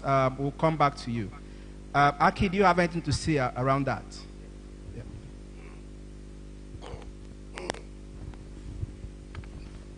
Good morning, everyone. I really enjoyed the tail end of the lecture as far as green was concerned. And I think the answer to that question was also, she also answered that question towards the end. It starts from home. It starts from culture. One of the biggest problems we have is that we look at green as an expense. I look at green and I see green. Green is money. Green adds value. Now, why do I say this? From the point of view that if you, just let's look at some of the problems we're having right now in industry. Everybody talks about power. Everyone that runs some kind of factory or business talks about power. How expensive it is to buy the dirtiest form of energy, which is diesel. Okay? I remember, and I'll just go real quick because I'm sitting next to a young lady here who I admire just by her qualifications, and also the fact that she's achieved something that I couldn't do, which I couldn't stand chemistry. And by the time I said, you know, my dad was an engineer, so he wanted me to go into the engineering field. And by the time I got into this whole idea of chemistry, and I was trying to grasp the whole elements and the whole element table and everything else, they now came up with this whole idea of organic chemistry. As if it wasn't confusing enough, they said one was organic. And then after that organic, we started drawing some kind of, it didn't even look like triangle or something, and then you put 0, 0, and then all that stuff, you know. And then we had professors that would come in and say, or teachers at secondary school that would come in and say, what is H2SO4? I'm like, Jesus, I know H2O. But the bottom line is this, that at the end of it all, after years and years of stuff, went into accounting, and I ventured into different type of businesses, started off with IT. My son came home and said, Dad, I want to study chemical engineering. And I'm like, wow, you're really getting this from your mother because it's not part of me. And then he studied chemical engineering. Fast forward again, I came into university, I came into Uyo, I came into Akwa Ibom to run Jubilee Syringe. I met Professor, where is she? I can't see her right now. I met Professor Edwin Mann, and she was the first person I met, and she's a chemistry professor. And I'm like, okay, this chemistry thing is working. So I told her in the plane on my way in, I said, look, I need some real good people. She said, look, I have a young lady. She has a first-class degree in chemistry. She's working in Lagos at Zenith Bank, but she hates the job. She wants to work in industry. Well, I said, okay, fine. Interviewed this young lady through Zoom. She said, I like the idea of Jubilee Syringe, and it's my industry and all that kind of stuff. But Ona is not part of my best geographical locations in the world. So I said, you know what? I will entice you. I will bring you in at an expert rate salary and benefits, which means I pay for your transportation, I pay for your ticket to go home to go quote unquote home to Lagos every month, blah, blah, blah, and everything else. Brought this young woman in, and I'm telling you, exceptional woman. The problem is, she's left me, she's now in Houston, Texas, after about 2 years. There's something about chemistry. I have a lot of chemistry students working with, chemistry graduates working for me right now. My head of financial analysis is a chemical engineering graduate. There's something in that calculus 1, 2, 3, and sometimes 4, right? that works for business, and if you can discover it. But going back to this question of green, the problem we have in this part of the world is that when we think of green, we think of expense. We think of, it's expensive to install. I will put it to you today, and I will sit down with any chemical engineering degree holder and a financial expert, and I'll prove it to you today that one of the cheapest forms of energy in Nigeria right now today is gas. Gas is cheaper than NEPA. Okay? We need to figure out a way to harness our natural resources and make them work for us. How is it profitable or valuable for someone not to throw their dust or waste out of their car? Well, if you throw your dust onto the road or you throw your waste onto the road every single day, you are going to automatically lower the real estate value of the environment you live in. And you'll probably die younger because you are living in a dirty environment. Now, going back to my question, who should take the lead? Home. And followed closely by academia, and then industry. And if you notice, I've left government out of it. The reason is that government only works on culture. We are in a democracy. So therefore, the people and the leaders are going to take their home training. I don't know if that still exists anymore, but I remember when I was young and my mom was giving me home training. Guess what? They take their home training into governance. So, this whole green idea is not only a situation where it's good behavior, but it's also equitable behavior and profitable behavior. The question is the way we deliver it, the way we communicate it. We don't throw anything out of our factory at Jubilee Syringe. We sell everything. Okay, we sell our waste. Okay, and we always find a way to make sure that it's a way that we can commercialize what normal people will throw away. Okay. So when we talk of green and people say, well, it's expensive or government should enforce it, look, in this part of the world, enforcement is not our big thing here, okay? One of the issues that we have, and I always get in trouble when I say this in front of, in the academic setting, is that a lot of our academic leaders believe in giving grades and not training people. I always tell people this: if you want to be knowledgeable, get an education. If you want a job, get trained.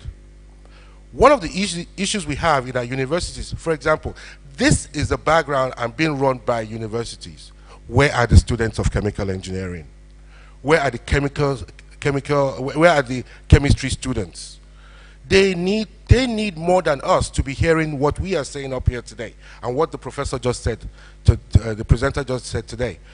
they need to understand and see it from the point of view that this is not just something you learn and get a grade. It is something that when you make a lifestyle of it, you will make money. Look, one of the first things that I decide on, that one of the first things I think about when I'm getting into any kind of venture is how profitable is this going to be? And if you can work the profit margin into anything, it will work. If I throw dirt in on my floor in my house, I will bring the value of my house down, and if I decide to sell that house, it will be bad. I won't get good value. If I block the gutter next to my house, I will get sick. Then I will spend money buying drugs. If I don't clean my environment and my environment is dirty, people will see my environment and they will value the real estate, the value of my real estate lower. I think I've said enough for now. All right, Aki, thank you very much. I think you've said so much. There are some things we'll come back to. But before we move to the next question, let's go back to John, if he's on the line now. John, are you there?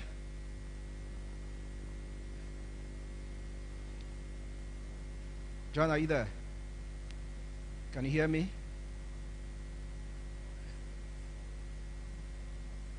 Okay, can you hear me? If you can, then you can go ahead. What we had talked about, if you recollect, was how the developed economies have taken advantage of the three-pool helix concept of collaboration between industry, academia, and government to advance growth and development. And the question was around what has been the barrier, for us taking advantage of that same concept in growing our own economy and also achieving SDG. And how can we leverage that collaboration to drive the circular economy?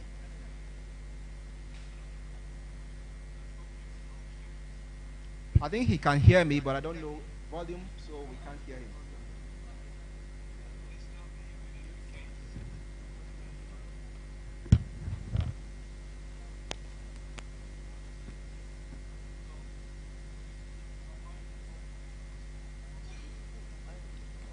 Okay.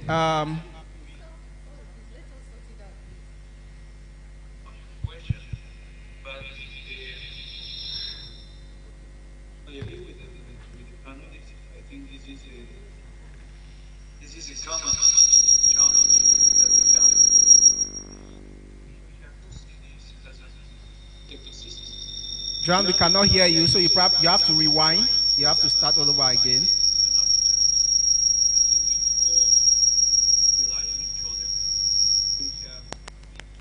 Okay, I think while you are trying to sort that out, let's go ahead. Aki, thank you very much. You talked about, I like the analysis you gave, and you deliberately decided not to bring government into the mix. And you threw a totally different spin into the discussion around everything starts from home.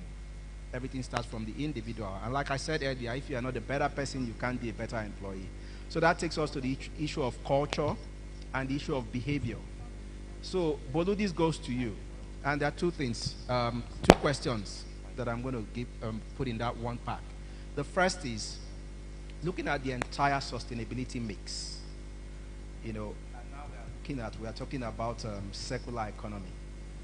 Is the circular economy really what I'll call the silver bullet to sustainability? Or are there other aspects of sustainability? That's one. Then two, this entire culture thing, behavioral thing, which has to do with mindset. How do we begin to drive that mindset change? Okay. I like to say that sustainability is a principle, and the circular economy is one approach to achieving that principle. This resonates with me because even when I was joining BASF, one of my criteria for looking for who to work with was to find a place where there wouldn't be greenwashing, where there would actually be action, right, towards solving our problems. And the idea of sustainable development is that as we're developing, as we're growing, as we're meeting human needs, we're thinking long term, we're taking the long stance to things, right? So why is the circular economy valid as a sustainability approach? The way we currently exploit the environment and use materials accounts for about 70% of greenhouse gas emissions. I was enthralled by Dr. Ogbona's lecture earlier because she basically laid the groundwork for this. So the way we interact with materials, we've proven that, we've seen rather that this is unsustainable. Why?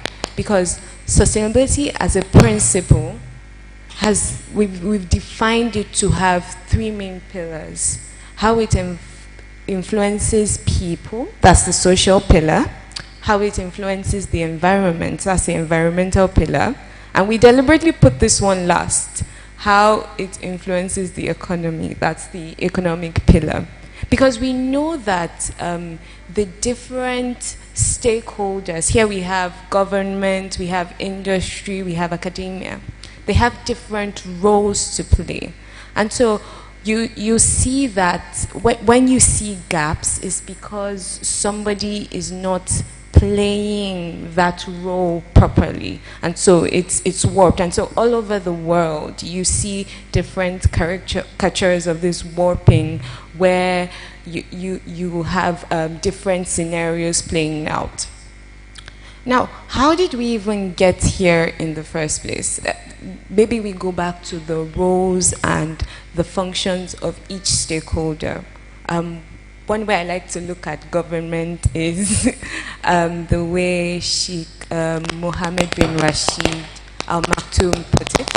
Oh dear, I have a few technical issues. So this is a...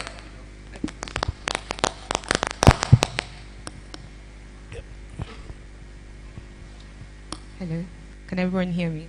Okay, so this is the current ruler of Dubai, and he says that his job as the government is to create an environment that allows people to achieve their potential, allows the different other stakeholders in the space to achieve their potential. And I think it really speaks to how we should even approach that arm. But then that's one arm, right?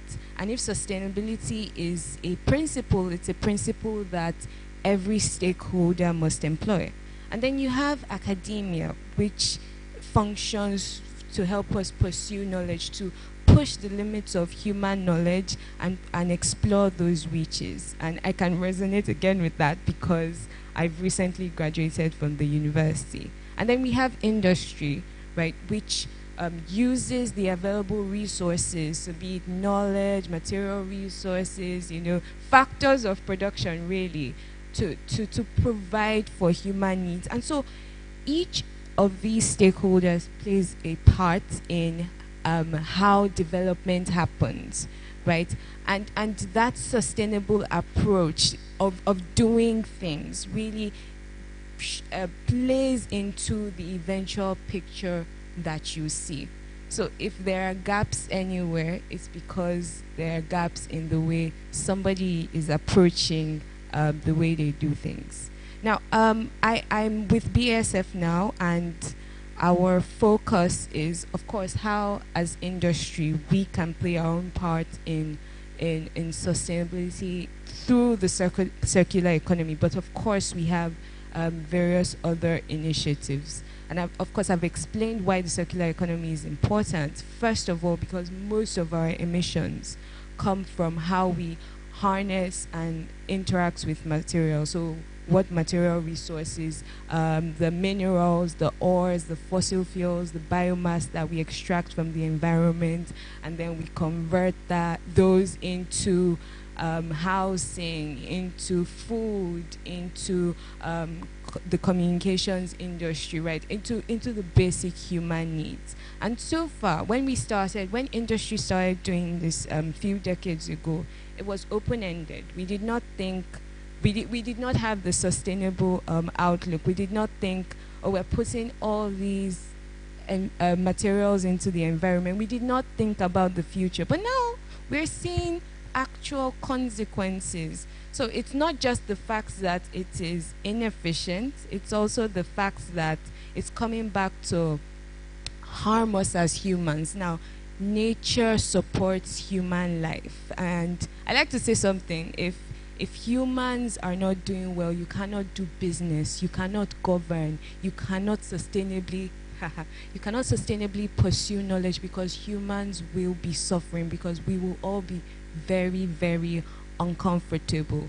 So you see something in industry, right? People who are able to perpetuate business, they're the ones that ensure that they are efficient with business. And how does this look for the circular economy? Like Dr. Oguna was saying, there is no waste. We take what is created and we put it back into the system. Of course, with the principles of sustainability, so that on the way you do not end up harming the environment in the process, because you can be circular without being sustainable if you do not address all the elements, all the pillars of sustainability. And so now it's integrating that other part, which is post-consumer, back into the loops, making sure that what comes out also goes back. Why? Because it eventually harms people. The plastic that we put in the environment, it's killing the turtles. Why are the turtles important? They're important to maintain fish populations. If we wipe out fish, we wipe out an essential nutrient source. So all of these factors really come to play in that ecosystem that supports human life. And really, we cannot thrive. I like to say that I want to do sustainable business. I want to make sure business is sustainable, because we cannot thrive if we continue to do unsustainable business.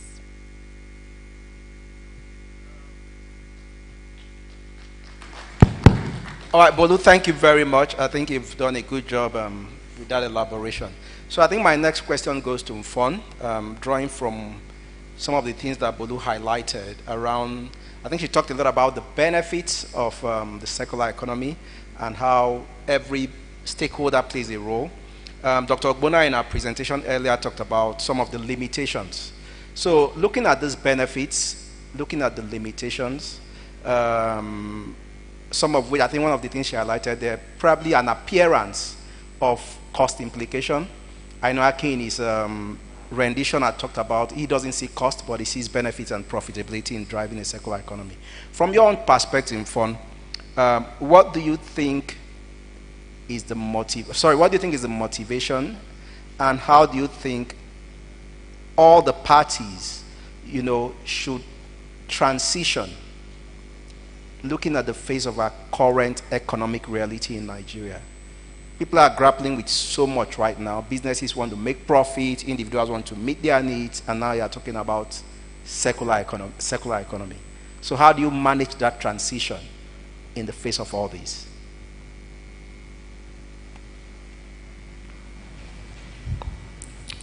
Good afternoon, everyone in the hall. Going back to the question you have posted to us, I think as a nation, we need to look at certain things the way they are. One of such things is, let's start by defining what is sustainable. When you say something is sustainable, are you looking at bringing something in Dubai to Nigeria? Or you are looking at having a local knowledge that can actually work in real sense? I think we have been trying to balance between who is to take the lead and who is to join later. But I want to say one thing. There is a knowledge gap, and there is a gap. The triple helix is there. Why is it not working? Government every year comes up with a lot of programs. The university conducts researches every year, and they end up being published and perished. Again, we also have to look at the industry is not just ready to employ anybody, but someone that can add value, and someone that can also help them to increase their profitability. Those are the key things. When we train graduates, what are we looking at? What do we expect from them? Let me just get back to the way our university is being run, because I'm also of the academia. I'm a student of the World Bank. So there were certain things we have been able to sort out. And one of such is, instead of allowing an individual student to anchor a research, you can bring in groups. And when that is done, it will be very easy after publication. You look at how you can commercialize such a project. For universities that are making it outside the country, where companies and industries can go to and pay heavily for researches to be done for them, it's just about entrepreneurship, meaning there is a result. I know definitely very well that the government of this country is, in one way or the other, not too trying, let's use that word, but coupled with the limited resources in our hands. But let me streamline to Akwa Ibom State, where I am a staff of the ministry. There are a lot of programs that our Excellency has done within the 8 years to finish administration. And one of such in his agenda, 8-point agenda, is industrialization. I'm sure by now we should have known that Akwa Ibom State has already been uplifted from where they were to where we are now. We are going far. And God willing, we will surpass even people and other states that were created before us. Let me streamline to power and energy.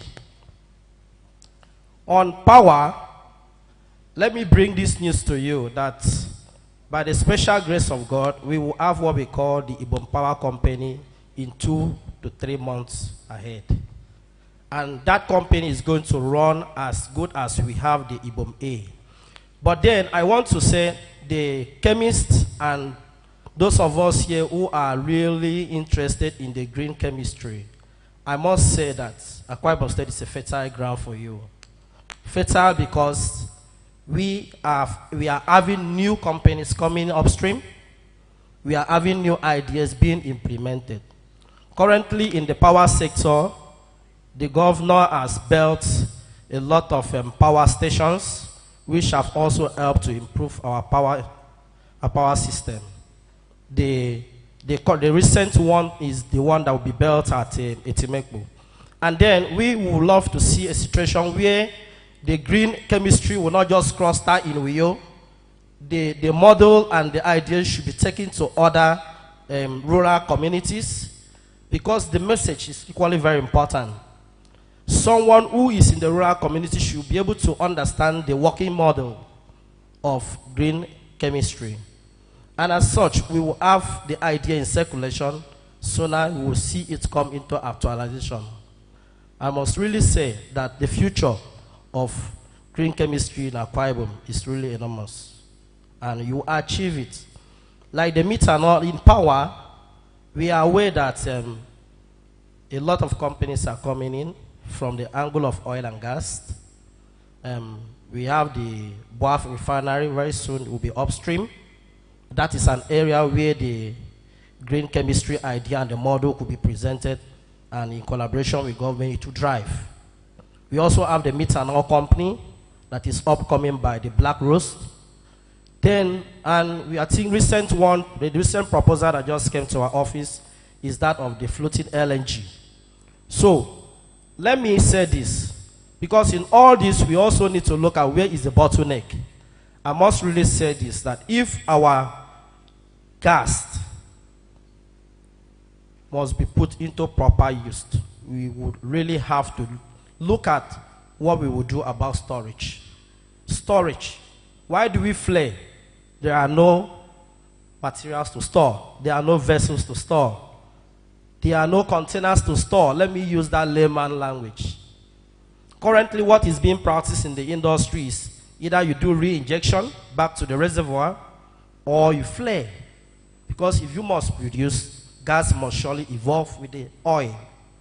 So we need more energy towards storage. Because if a company decides to, this is to the industry, if we have a company that is really ready to store our gas, I'm sure we also have companies that will come and partner and utilize that gas in another way that will be useful to us. So I feel sustainability needs to be looked at squarely. If we have an idea from the academia, how can we domesticate on that idea? Then develop policies that can bring this idea into full actualization. Let's ask ourselves a question. The scavengers we see on the streets, why do we go about picking those scraps? Because they know they will make money. So if we have a workable model from the green chemistry, I'm quite sure there are a whole lot of persons who are ready to take up the job opportunities. Industries too will equally be ready to align to ensure that this comes into actualization. Thank you. All right, thank you, Mfon, for that. I think in the course of your presentation, you talked a lot about. We're going to take 2 more questions, then we come back to the audience, and then we go back to Joan so that we can wrap up. You talked about a lot about knowledge, a lot around the green chemistry, which has been mentioned before. So this goes to Prof. There seems to be a lot around that green chemistry. I don't know how much people understand that.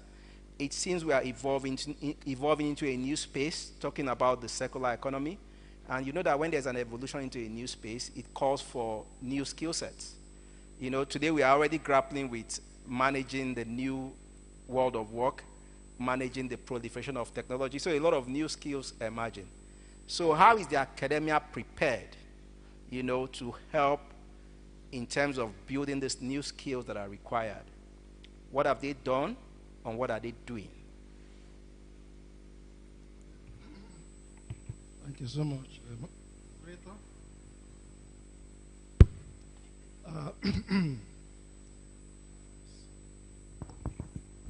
Yes, the issue of green chemistry is an awareness that has to start right from the basics, the rudiments, secondary school, primary school, secondary school, and thereafter. And as such, programs,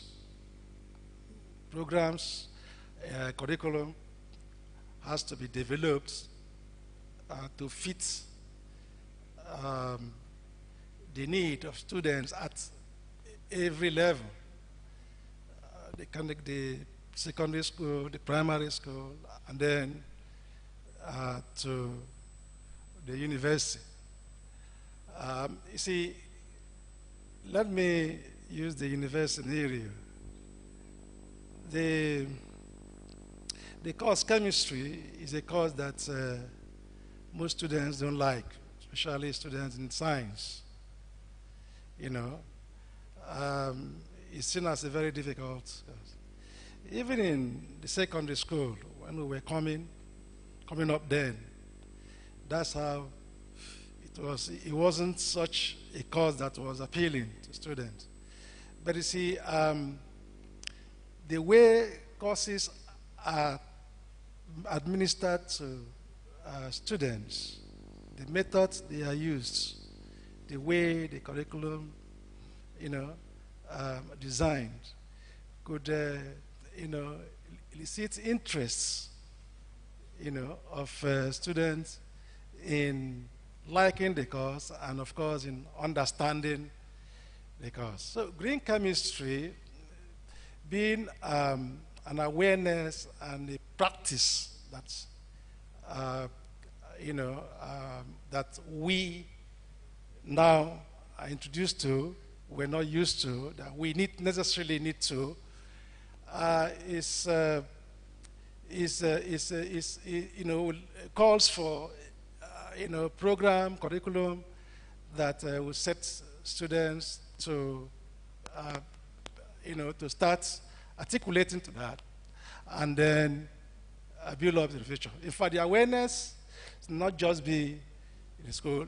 The general awareness should now, the public should have the awareness as to why we should start practicing that, because they practice, and then which, of course, if we get to know that ultimately is for our own, the life our life on earth. It's for the good of our life on earth, to maintain the earth, so to sustain the earth's resources.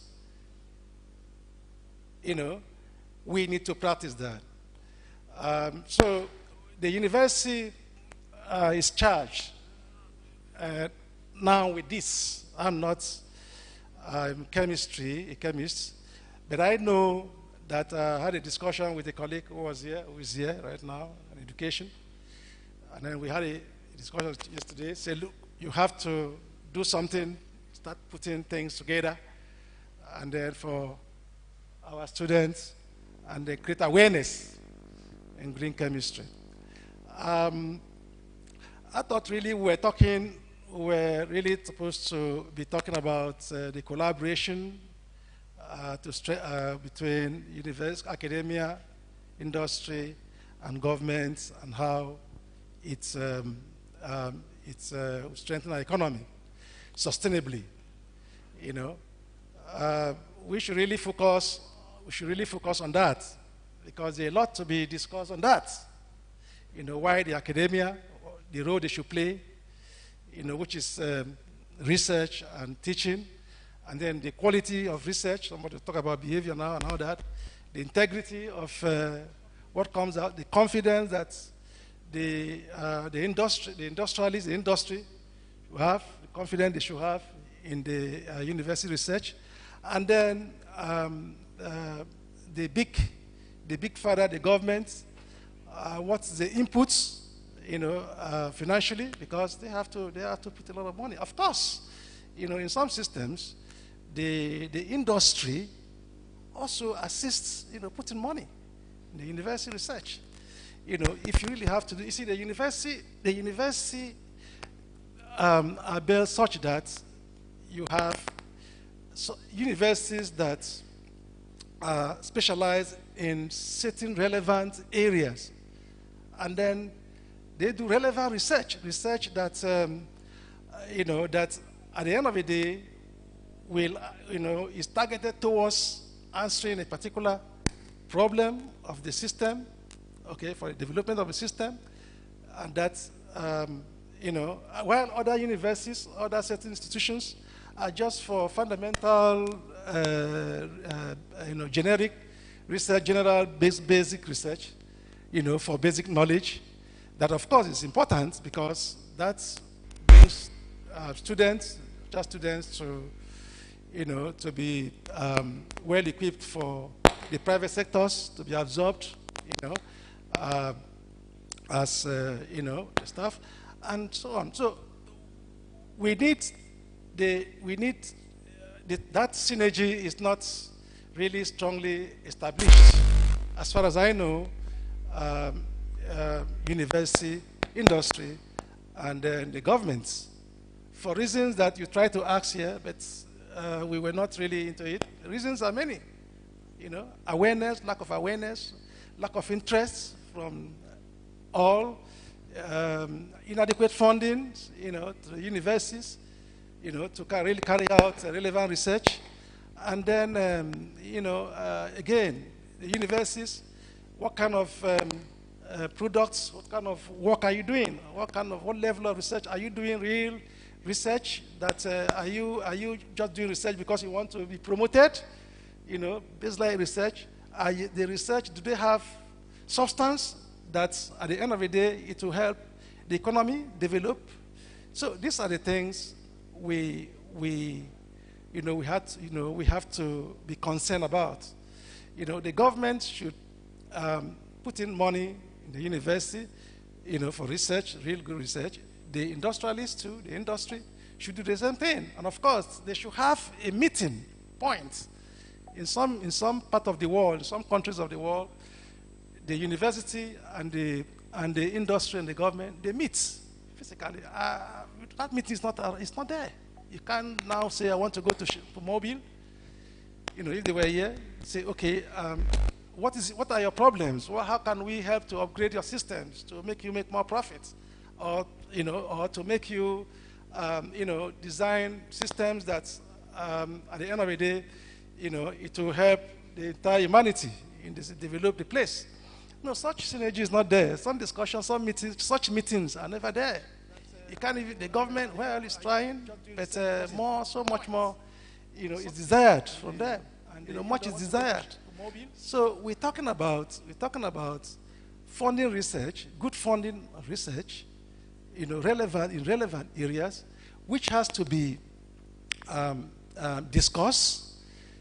The industry comes, the academia comes, they meet, they discuss, and then,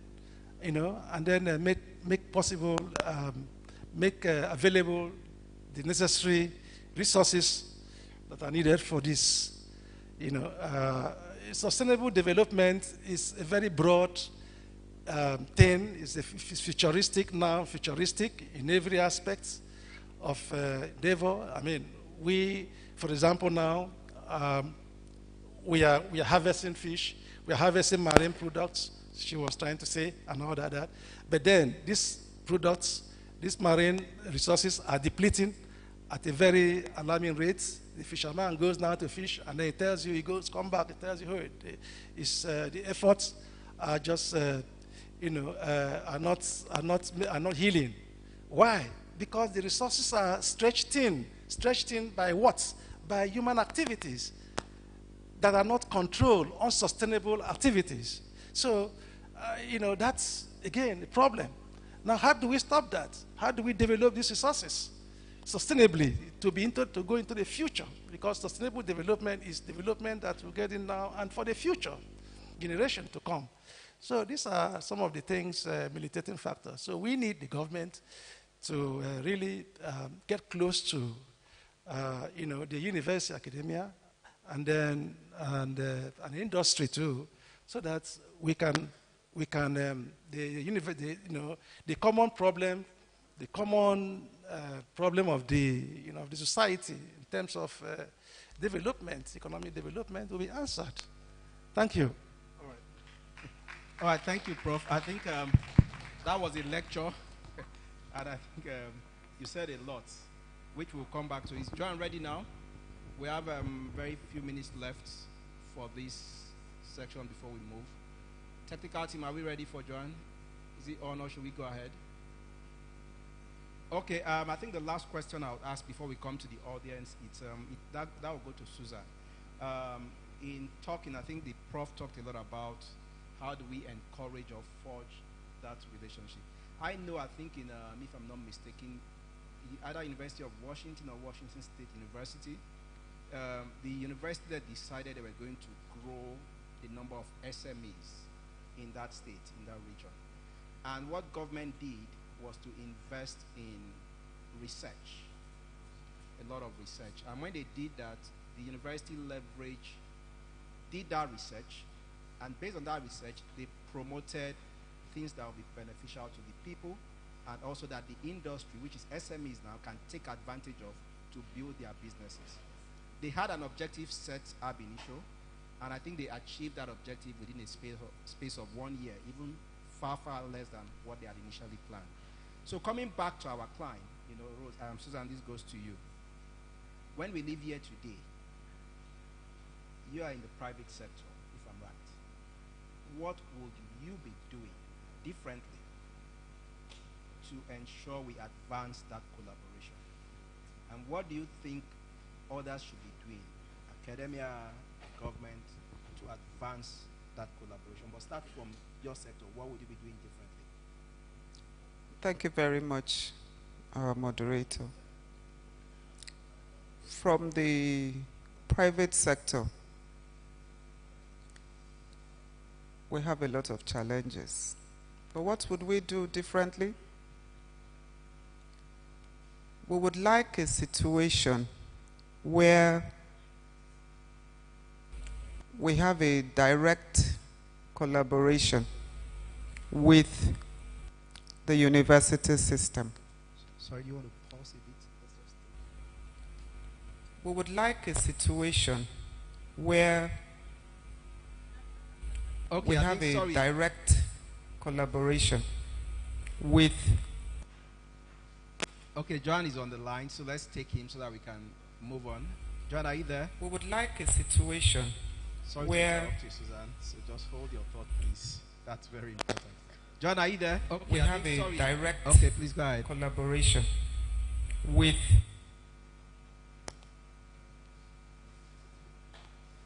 we have a direct okay, please go ahead. collaboration with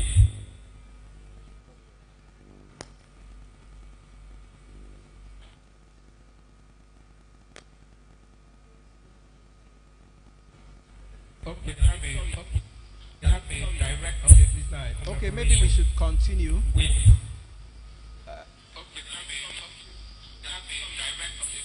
okay, maybe we should continue.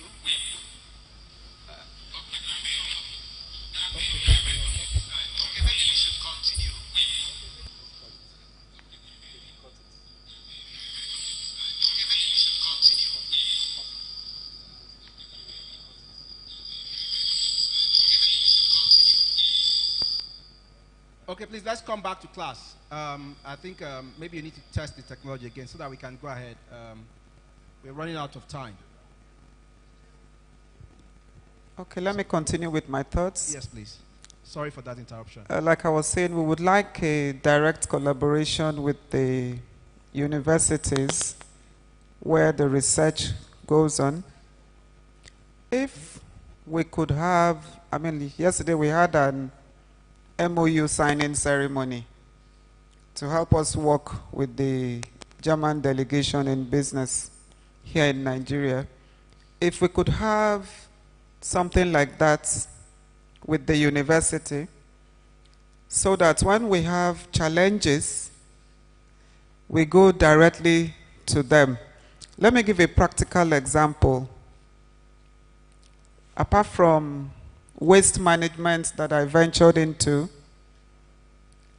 I also do agribusiness. I do palm oil processing. And there is something that has been extremely challenging for us in that sector. We haven't been able to get a palm kernel cracker that can crack palm kernel, whether Tenera or Dura, to give us even 90% of palm kernel. Most times what we have from what the local manufacturers have done for us, if you crack one set, you get like 60%. Sometimes it's 50-50. 50% shell, 50% nuts. And that goes to damage the machines in crushing. The people that do palm kernel crushing to produce palm kernel oil, PKO. That damages their machines. I think one of the reasons is because we haven't had that direct collaboration with the university, with the research system in agric engineering, where they could design a cracker for us that will give us 90-95% efficiency. So if we have that kind of collaboration, it would help us in that sector. If we have a situation where students are going on CWES, on IT, and they bring them directly to our companies to come and have first-hand experience, and not everything that was written in the books 50, 60 years ago, ordinary lectures, it would help the industry. So we want that collaboration so that students can come in and do practicals in our companies.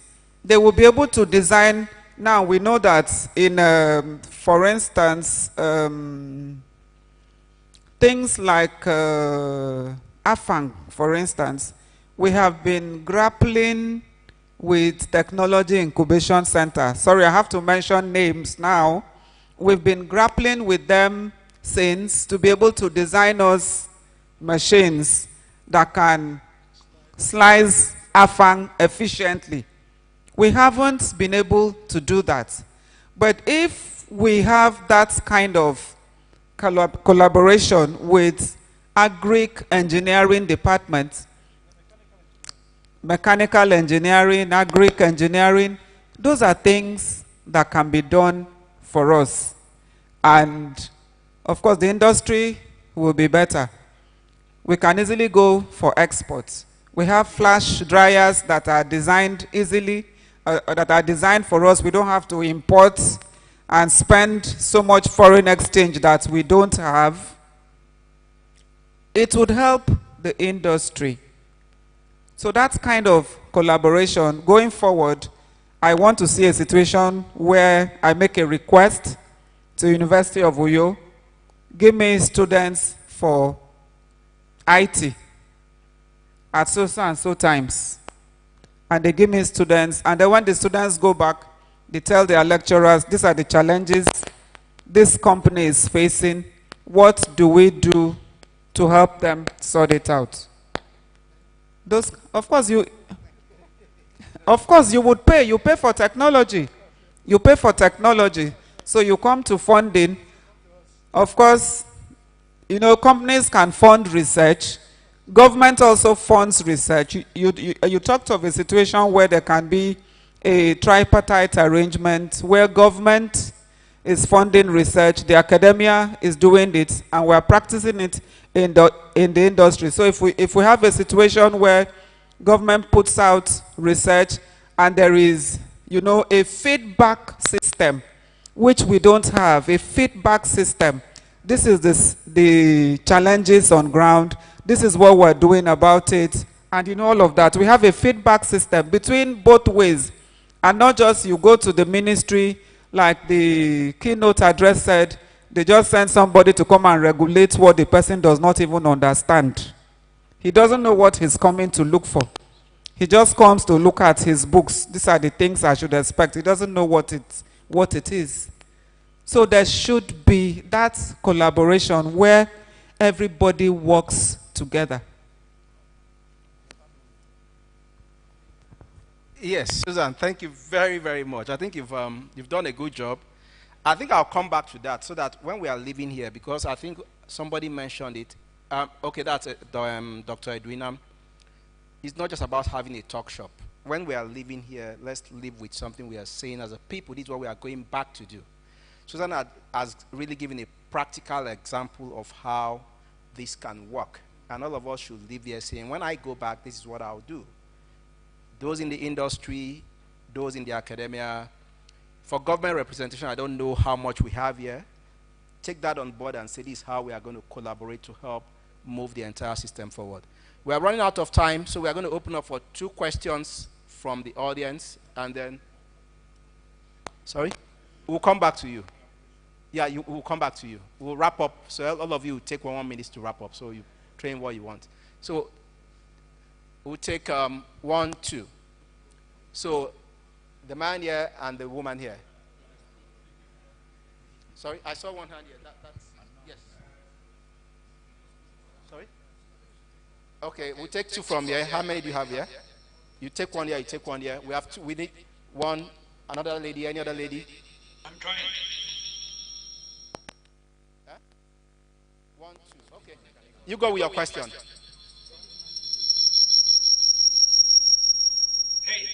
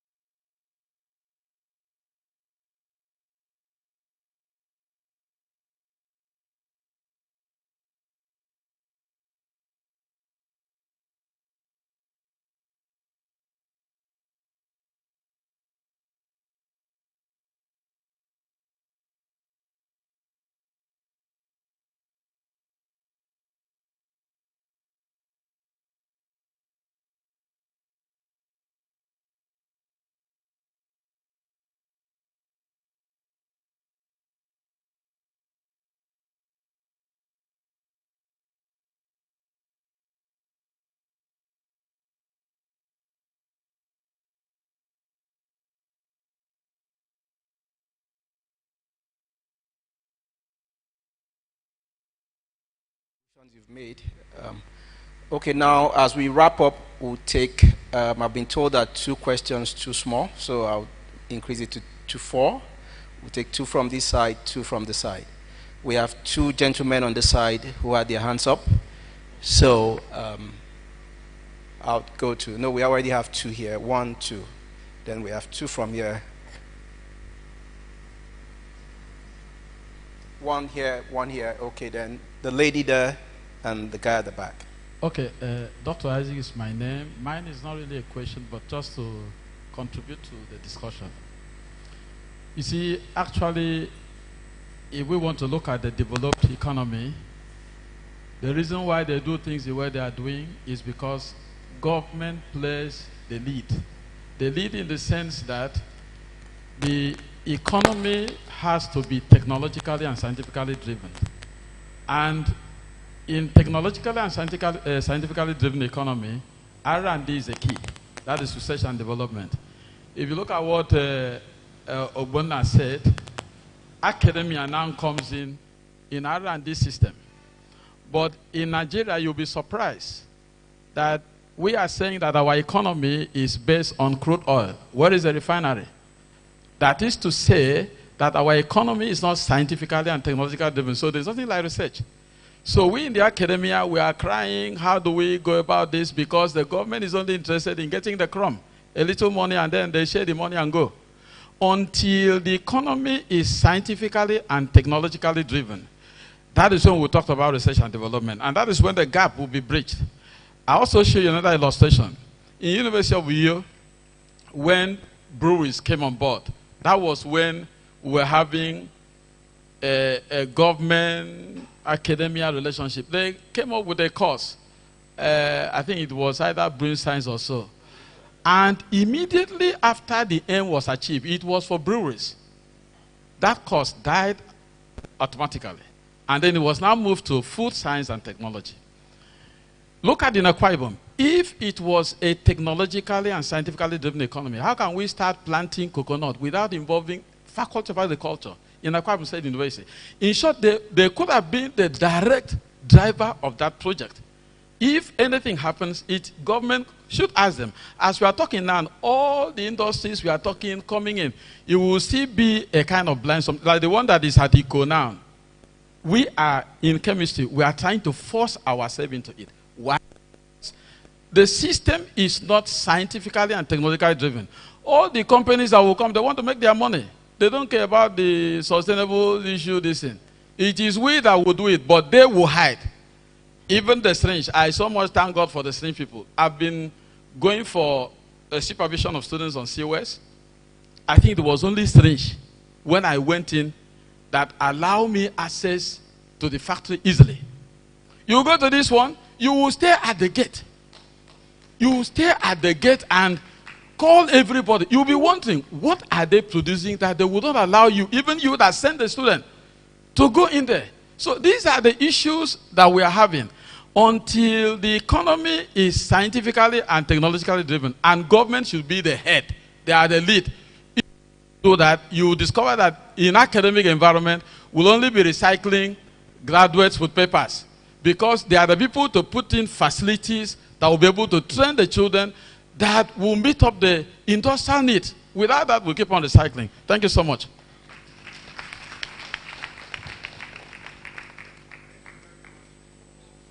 Valuable contribution. Dr. Edwinam is here, so I'm sure you're taking notes. I want to assume that at the end of this program, there's going to be like a communique, I don't know. And good, and I'll go to all the relevant quarters regarding the knowledge that has been shared. We'll take the next question here. Thank you so much. My name is Dr. Brendan from Tufted University. During the tea break, I had a discussion with some of my friends, and it centered on this gap issue. I want to appreciate Dr. Edwinam for the effort put into bringing us together. But I want to appeal, I know it's not easy and it costs money, that maybe in the future we can have a kind of repeat, but we expand the number that will come in. We involve the students, we involve people outside chemistry, especially those in engineering, because when we talk about these research results, there should be people who will sit down and think along that path and come up with equipment that will help us push this further to the next level. I also want to refer to the submission of my sister. That sorry I didn't make your name. You told us about what happened when you were in school. You came up with a particular findings, and it ended up somewhere. Till today, it has not seen the light of day. But today, you are in the industry, and you are seeing things differently. A brother from the World Bank Group, right? Ministry of... We cannot achieve much from this setting without power. Electricity is key. Hence, policy must be in place. There are some nations of the world that in every building you have solar panels. The moment electricity is off, that comes up automatically. That will help the industries and the SMEs to strive. Without electricity, we will just be talking. But again, let me add this to our discussion. In entrepreneurship, there's an aspect that is referred to as void. Of course, we know that void is emptiness. Let me break it down a little bit. Many of us run away from problems. But without problems, our society will be meaningless. Like she mentioned, in an attempt to grow that industry, day in, day out, they're coming up with problems. But if we don't have the right people around her, like she mentioned, to think along that path and see how that problems can be solved. In helping her to solve her problems, they are also creating a means of livelihood and maybe another industry for themselves. So we really, really must come together, and that's the only way we can bridge that gap. Government, like the panelists have said, should be the last resort. The industry and the academia, one way or the other, we must look for ourselves, and there must be a connect. Thank you.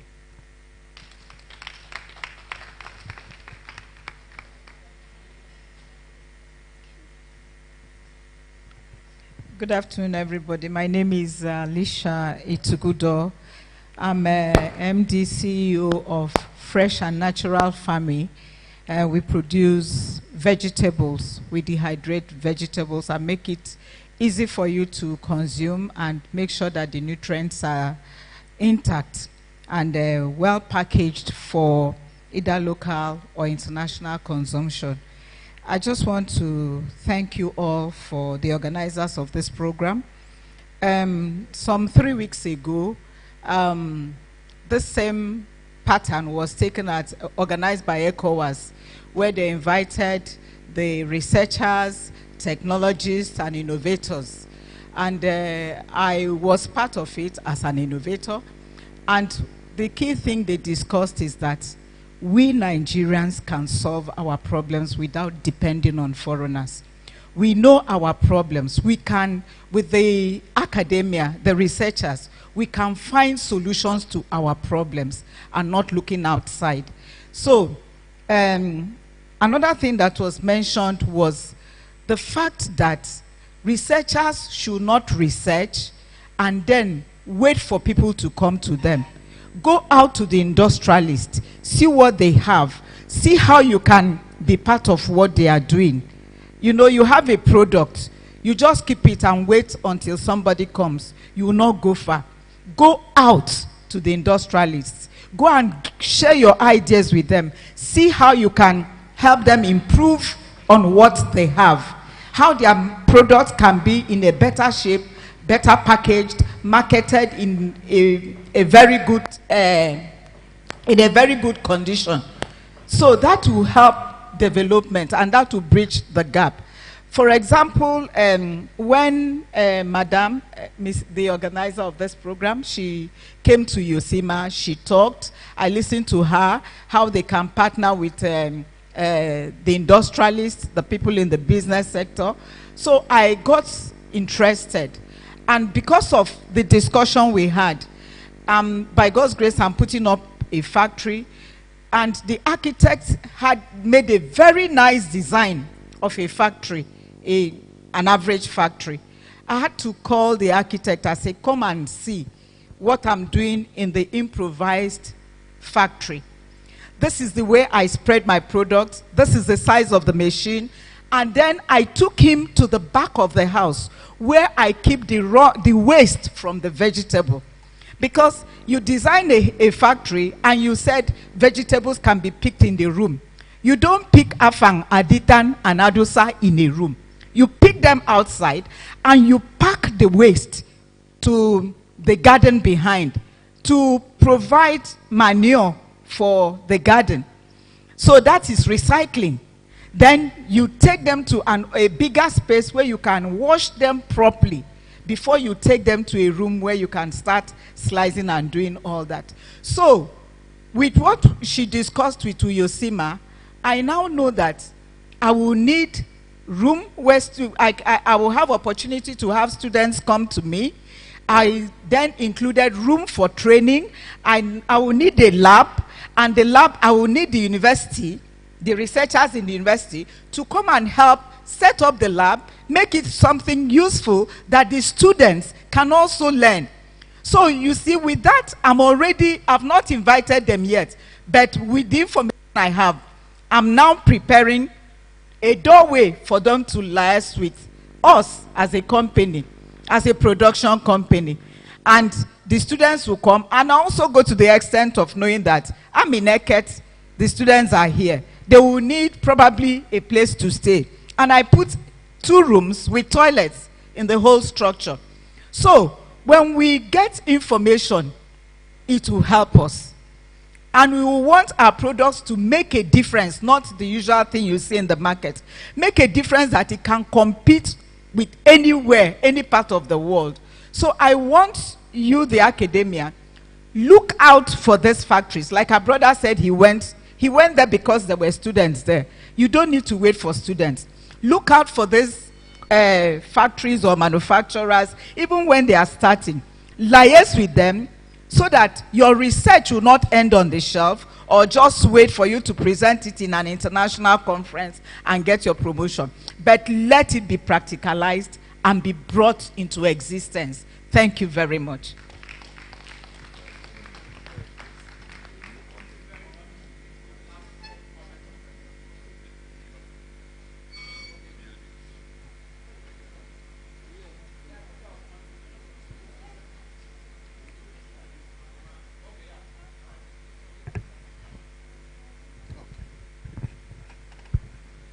Thank you very much. Very interesting.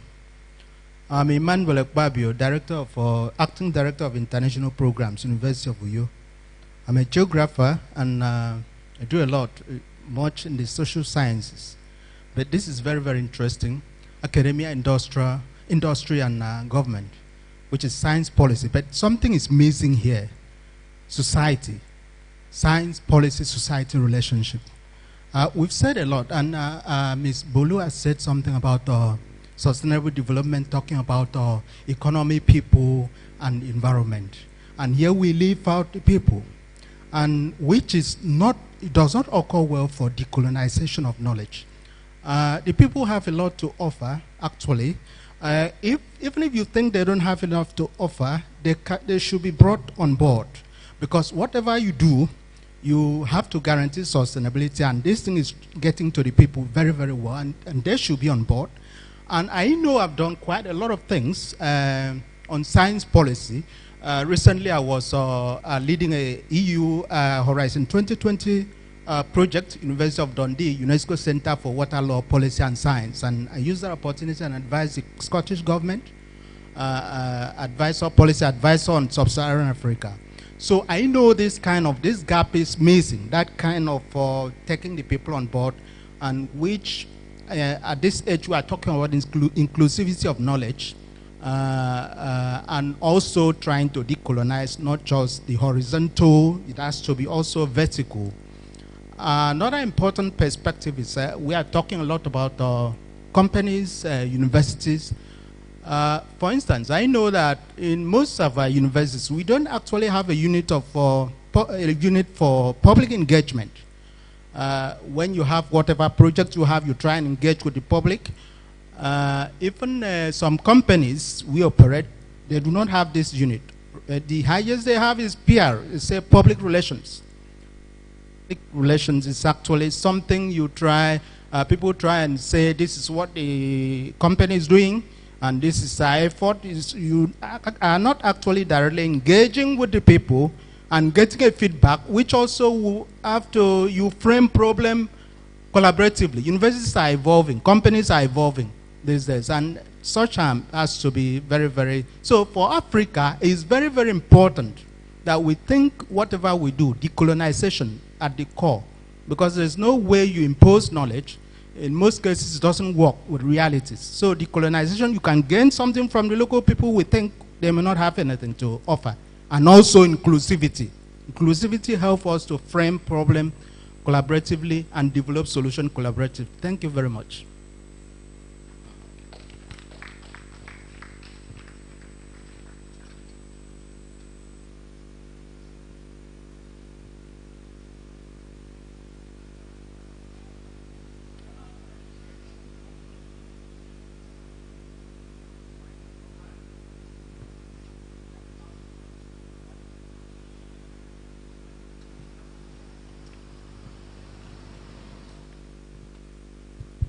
Okay, can you hear me?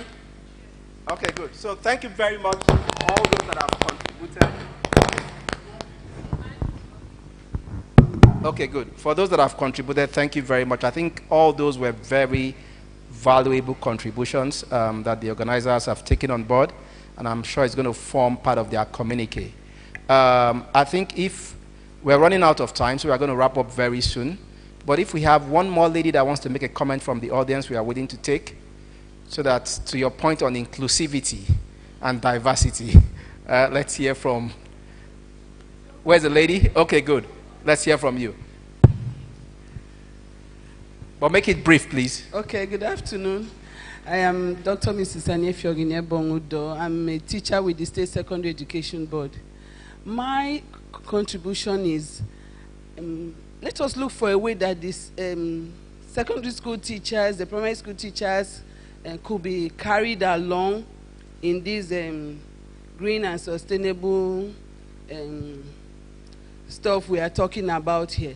Because as a secondary school teacher, where do we come in? How do we come in? How are we encouraged to come in? Like we said yesterday, you prepare the students, take them out for competitions, they come back and it ends there. Even when at times the students are acknowledged, nothing is said about the teacher, there's no way that the secondary school teacher is being motivated in any way so that the teacher can put in his or her best to help the children in this regard. How are they measured? How can the teacher be encouraged? What modality is put in place to empower the teacher? Just like one of us said today, Dr. Felicia said yesterday, that the teacher needs to be, this topic needs to be included in the curriculum, in the teachers' education curriculum. Then what about the teachers that are already in the system? How do we bring them up? How do we motivate them? How do we talk to them about what is set in place to help them? Because if the students in the secondary school are not carried along, when they get to the university, to them it will be nothing. But when they are carried along, maybe from the primary school, the secondary school, getting to the university, they are used to it. And they know that they have an obligation to perform there. So that's my take concerning the secondary school teachers. Thank you. Thank you very much for that contribution. I think it's all about cascading it down to the, if I may say, the bottom of the pyramid, right from when kids are growing up. And he made a valuable point around you cannot force information on people. So the more you carry people along, make them part of the process, part of the system, you know, the higher the chances of success. So I think on that note, we are going to be wrapping up. We'll go to Akin. He has some comments to make, but Akin, please keep it to 2 minutes. And maximum, after that, we'll take 30 seconds each. We'll go around the table and just give your final comment on all the discussions that have happened. Just do a wrap-up. So Akin, your 2 minutes includes your 30 seconds wrap-up. All right, so I have 2 minutes and 30 seconds, or No, 1 minute? just two. You have 1.5 minutes plus 30 seconds, so maximum 2 minutes. Then we take 30 seconds across the table. 30 Nigerian minutes. 30 real minutes. 30 real seconds, so that's 2 real minutes. So, okay, so I have 2 New York minutes. Okay. First of all, I think some of us are not getting it right. We're still looking at government. If we continue looking at government, we keep on getting the same results. That is the first mistake we're making.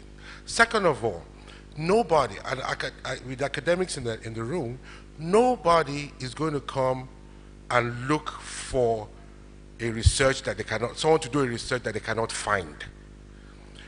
It is easier for me to find out the kind of research that needs funding from University of New York than to find research that needs funding at University of Uyo. Right? There is no website to go to look for, okay, what research are we looking to fund? There is no website there. That's number one. Number two, I'm glad the gentleman said that when he came to the gentleman said when he came to Jubilee Syringe, he was given easy access. And he can testify to the fact that when we bring in IT students, we are a profit-making company. We put them in the departments that they will be useful. I'm not going to bring an IT student to work at my reception. The question is, what is the university demanding from these companies? If you send 5 students to the company and they now take 2 people and put them to reception to work as receptionists, as chemistry students, have you complained? Have you stopped sending students to them? So we need to really question ourselves when we throw these things out there and talk about how industry is not collaborating with academia. Another question I have is, how much did the US government put into R&D for Facebook? I have the answer. 0. Do you know where Facebook was born? On the campus of Harvard University. Okay? It is not about going to university, taking tests. Look, ASU just came back. Let's call it what it is. ASU just came back from strike. The kids at University of U are already taking exams. I rest my case. Okay?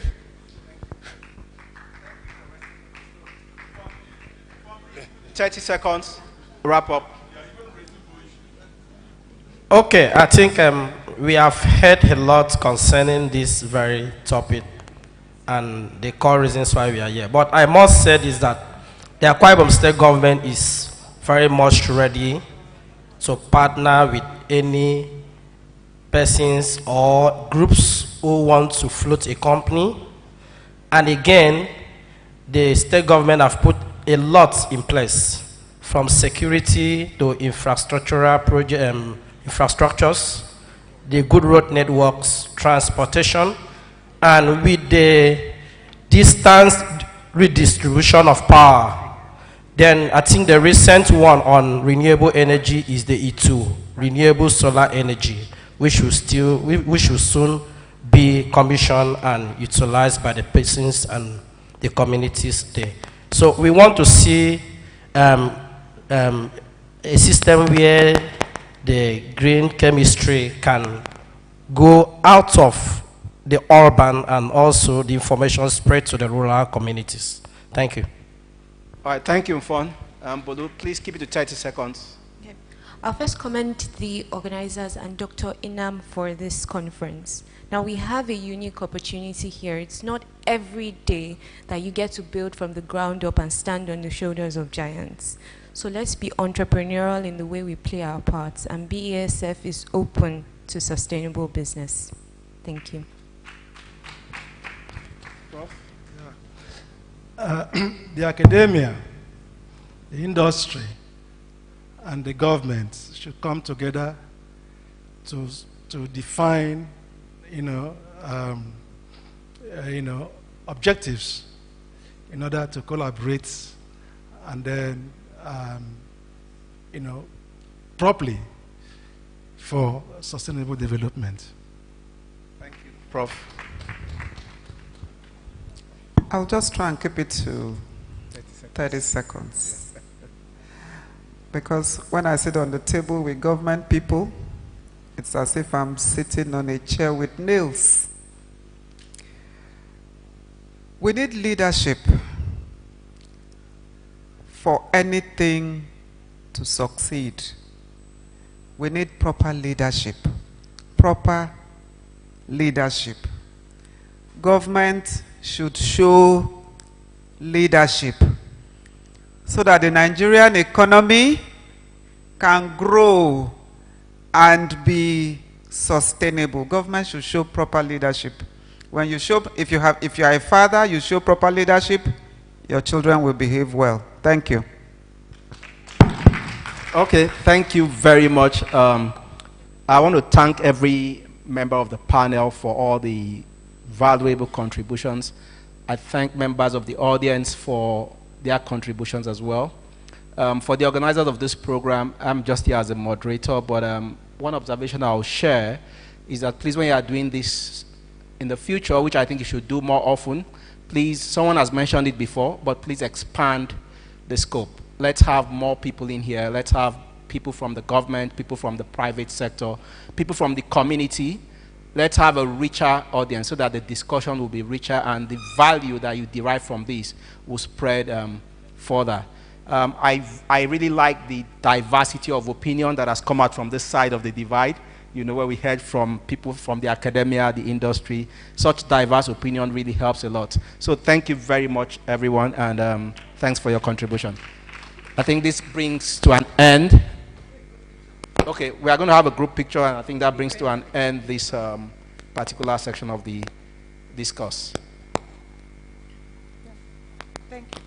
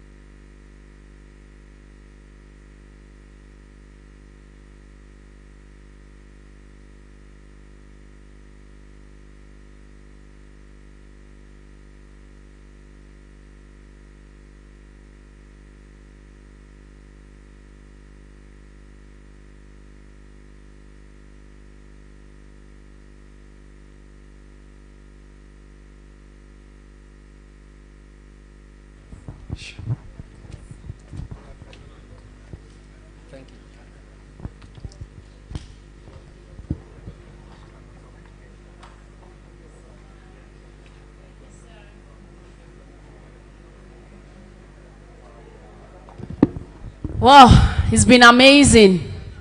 Please help me celebrate the panelists. Mbok, celebrate them. What a massive knowledge sharing. So interesting. As the thing they go, it can't they get more interesting. We all have our roles to play. Very, very important. Okay, so we're moving on now. The next on our item is okay, another conversation, but this time is by Dr. Akanimo Odun. Is already waiting online. He'll be having a conversation on this topic: academia, industry, and government collaboration. Of course, we have to take more on this. We need to digest this information. We need to know more and more and more, so we'll make our decision. If Dr. Akanimo is ready, we are ready. He's African Strategy Advisor, Lancaster University, United Kingdom. So, big personalities here, top shots here, experts here, captains of industries here, people that knows what this conversation is all about. Now, the people we get online to talk to us more on this. So, we're ready for him. If he's ready, we are ready. And very soon, we'll all be leaving here shortly, because our time is fast spent. Thank you. He's online already. Can we get him?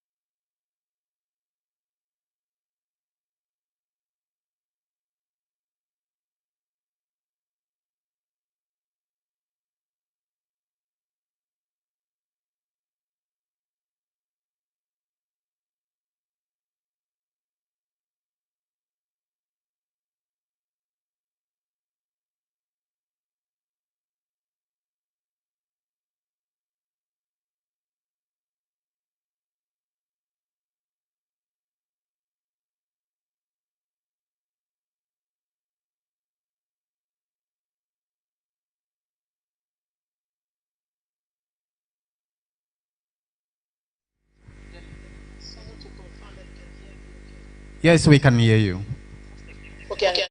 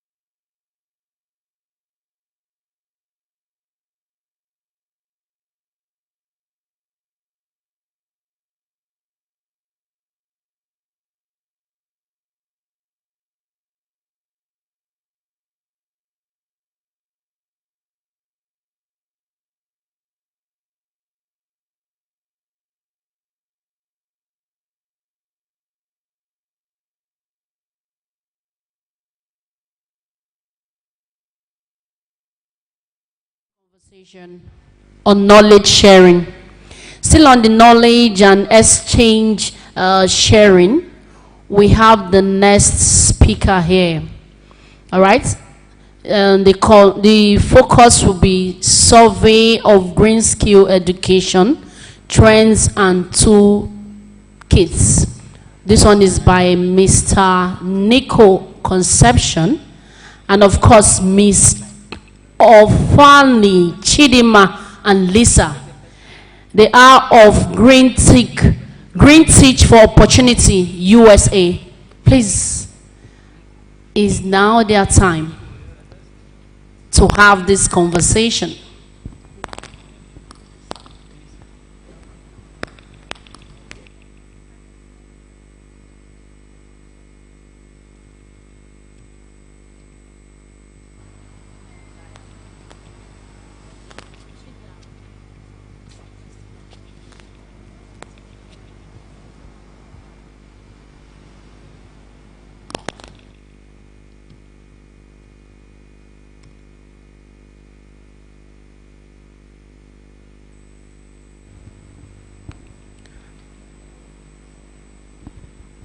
I'm sure we have a lot of things to take home today from this forum.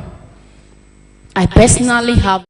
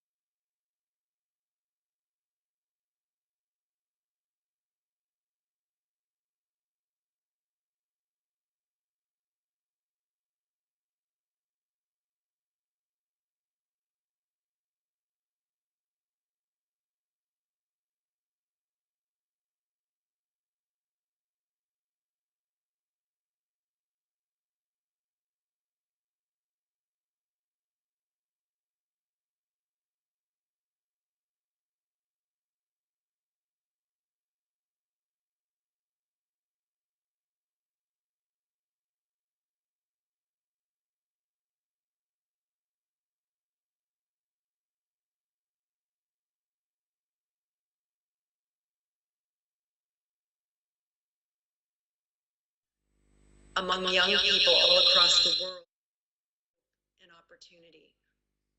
And I've seen the power over my career of campus sustainability projects, working on just hundreds of them all across the US and beyond. And in many cases, those projects enlighten the students on the skills they would need and help them start new businesses. And one of my first impressions growing up was when the Clean Air Act was implemented, feeling so much better. We could see, we could go back out onto the playground for recess, and you begin to see that projects and policies can make a really big difference in health and people's lives. But the problem with green skills is the scale and scope is just not keeping up with industry. Right now, industry is pivoting pretty rapidly across most of the sectors, whether infrastructure or energy or education and health and beyond. And employers are looking to close the loop on carbon pollution, eliminate waste, and restore habitat, but they can't find the talent. And we're seeing this anecdotally and in surveys that employers are looking for the diverse talent across the world, And it's just simply not there at the scale that's needed. And meanwhile, the teachers aren't yet confident about teaching green skills, we're finding. My teams and I conducted a couple of large studies in the US about over 1,000 colleges and universities, and more recently, the United Nations conducted a study of 58,000 teachers across the world. And we found that unless students major in environmental studies, they're unlikely to graduate with much background on earth systems, human dynamics like climate inequity, climate justice, or sustainable development solutions. And in the recent UN study, the teachers said, you know, actually, we're learning quite a bit about climate change, but we're less confident when it comes to green skills and solutions. We don't know much either about the best pedagogies, the best teaching and learning techniques. And so the request there seems to be pretty loudly for professional development support and incentives for teachers. So I've heard that. I've been online with you for over 10 hours now, starting at about 3 a.m. in the morning every day here, and it's just been absolutely fascinating coming to know Akwa Ibom State in Nigeria and University of Uyo. And what I'm impressed by is the stakes in Nigeria. Because for one thing, all across the world, the job impact is really quite striking. For example, the International Labor Organization estimates that at least 1 billion jobs will be impacted by climate change over the next few years. And then when you look at the question of, well, how many jobs, new jobs, will be created, net new jobs, and the numbers range. It's a really hard number to pinpoint, but the numbers range from 18 to 85 million new jobs, net new jobs, accounting for things like job loss because of automation. And in Nigeria, the goal for job creation is quite ambitious. It's 12 million new green jobs by 2030, according to the International Labor Organization, ILO. So is it possible that graduates like Ms. Chidinma and others who have presented at the conference from Nigeria could lead the region and the world in this transformation for sustainable development? I think it is, and I think the key is teachers. So, and that has been said by many, I've heard over the last couple of days. So the question is, how do we engage teachers? Teachers are coming from many different levels and many different disciplines. So one approach that we offer is that we need to have a solid framework for taking hundreds of concepts across myriad disciplines and sectors and creating a cogent, coherent way to provide context. And I think here context is the king or the queen, as you want to envision it. And for our offering, our 2 cents, we offer a framework that we called Gaia, which has 4 pillars, starting with engaging teachers in grounding to topics of sustainable development, and in particular, the in-demand skills across industry. And Ms. Chidinma has been helping us develop a toolkit that looks very closely at industry demand, and it's quite impressive. Students can not only learn about that demand, but they can critique it and provide some critical thinking and some suggestions for employers, and also start new businesses as they start to see the gaps in ability to meet the demand for new products and services. So by starting in the grounding of the why and the what, we can then move with teachers into the how. How do we adapt courses and programs? And then finally, how do we inspire other teachers through professional development, through speaking with government leaders, through giving TED Talks? How do we recognize teachers for that and for sustaining the learning and the improvement over time? So our framework attempts to do that, and I hope to have the opportunity to work with you and with Ofili Chidinma in implementing this approach.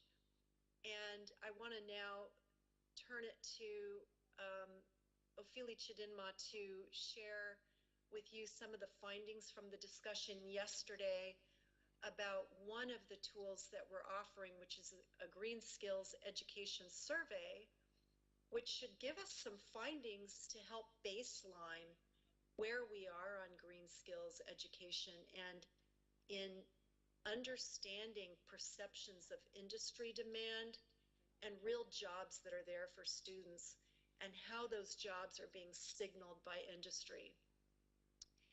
And what would a checklist of a green skills friendly classroom look like? So I really appreciate the input into that and hope that we can work together on it. So thank you so much, and over to you, Ofili.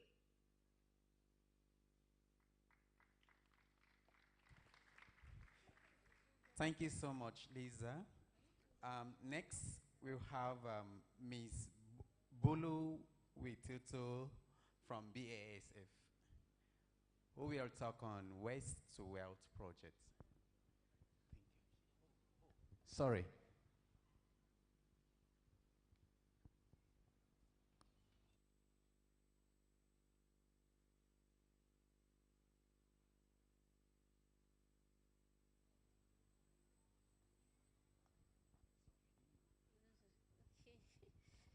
All right.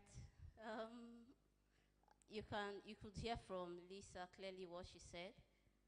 Well, have you watched a movie or seen a picture where plants, trees, flowers, insects, and animals were built as part of a building, was part of a building, and you go like, wow, I would love that. I would love to live here. There's something like that in Seoul, in Korea. A hospital, it was built together with trees and it was implemented. But the question is, who built this? What building standard code was used when it was going on? Who was the designer, the architect, the engineers, the project manager, the interior decor personnel, and the accountants? How were these materials transported? I learned all this while researching these associations involved in sustainable development. I joined the research team when I started with the Green Teach Opportunity Project, and our focus was on the professional accreditation of people, even though we looked at the standards, the building codes, the building projects they worked on. But you can't do all this without getting people to know how to be part of the process. So after researching over 100 associations and carrying out loads of surveys, we found that students were asking questions like, I want to be involved in sustainability, but are there associations that offer courses based on my discipline, which I'm currently studying in school or studied while I was a student? And yes, there are. There are associations, hundreds of them, all over the world that offer these courses. So I put up a question yesterday on, sorry, let me just look for it.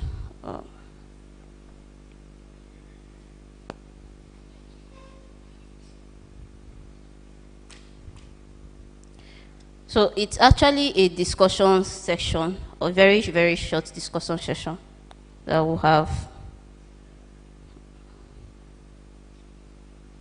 Okay.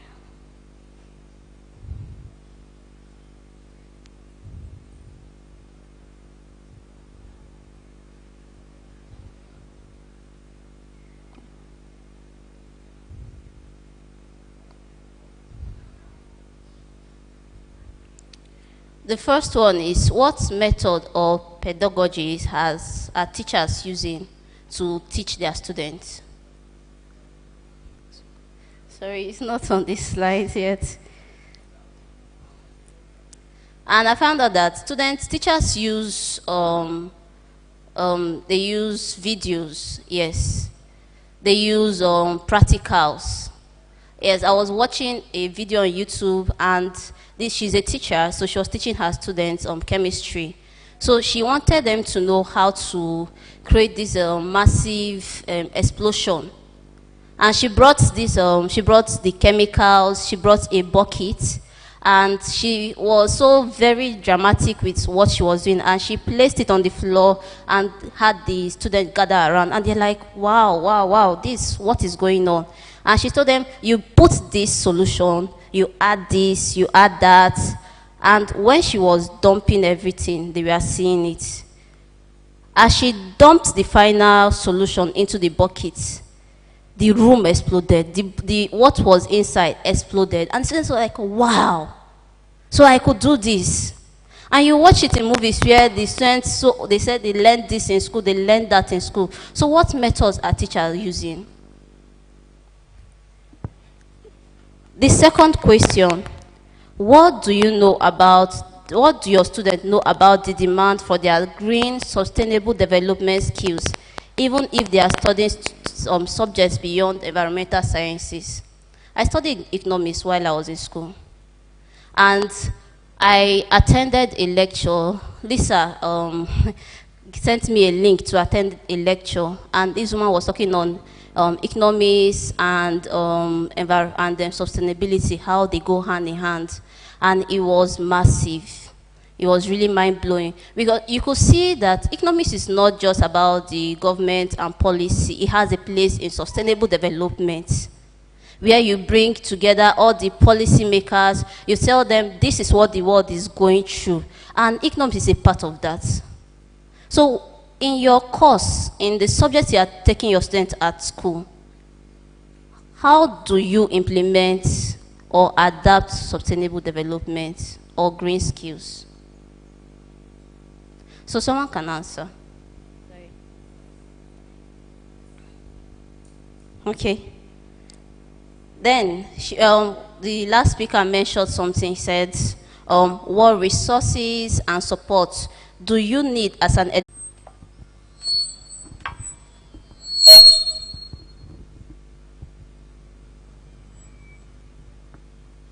time to Mrs. Gloria Ekpo from the Ministry of Information.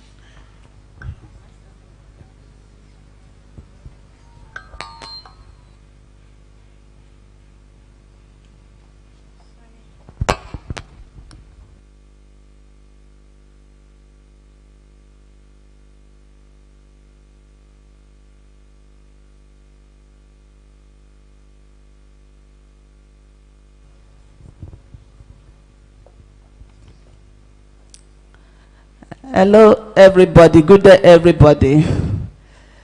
Hope you've really enjoyed yourself till this moment.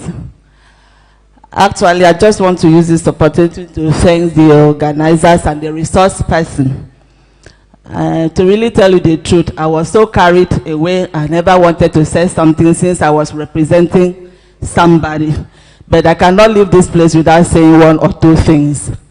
Actually, my name is Gloria Ekpo from Ministry of Information, representing my permanent secretary, Akparawa James Sedet. He's supposed to be here, but due to official duties, I was called to come and represent him.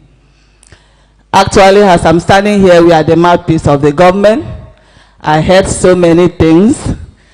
I mean, the lecture was wonderful.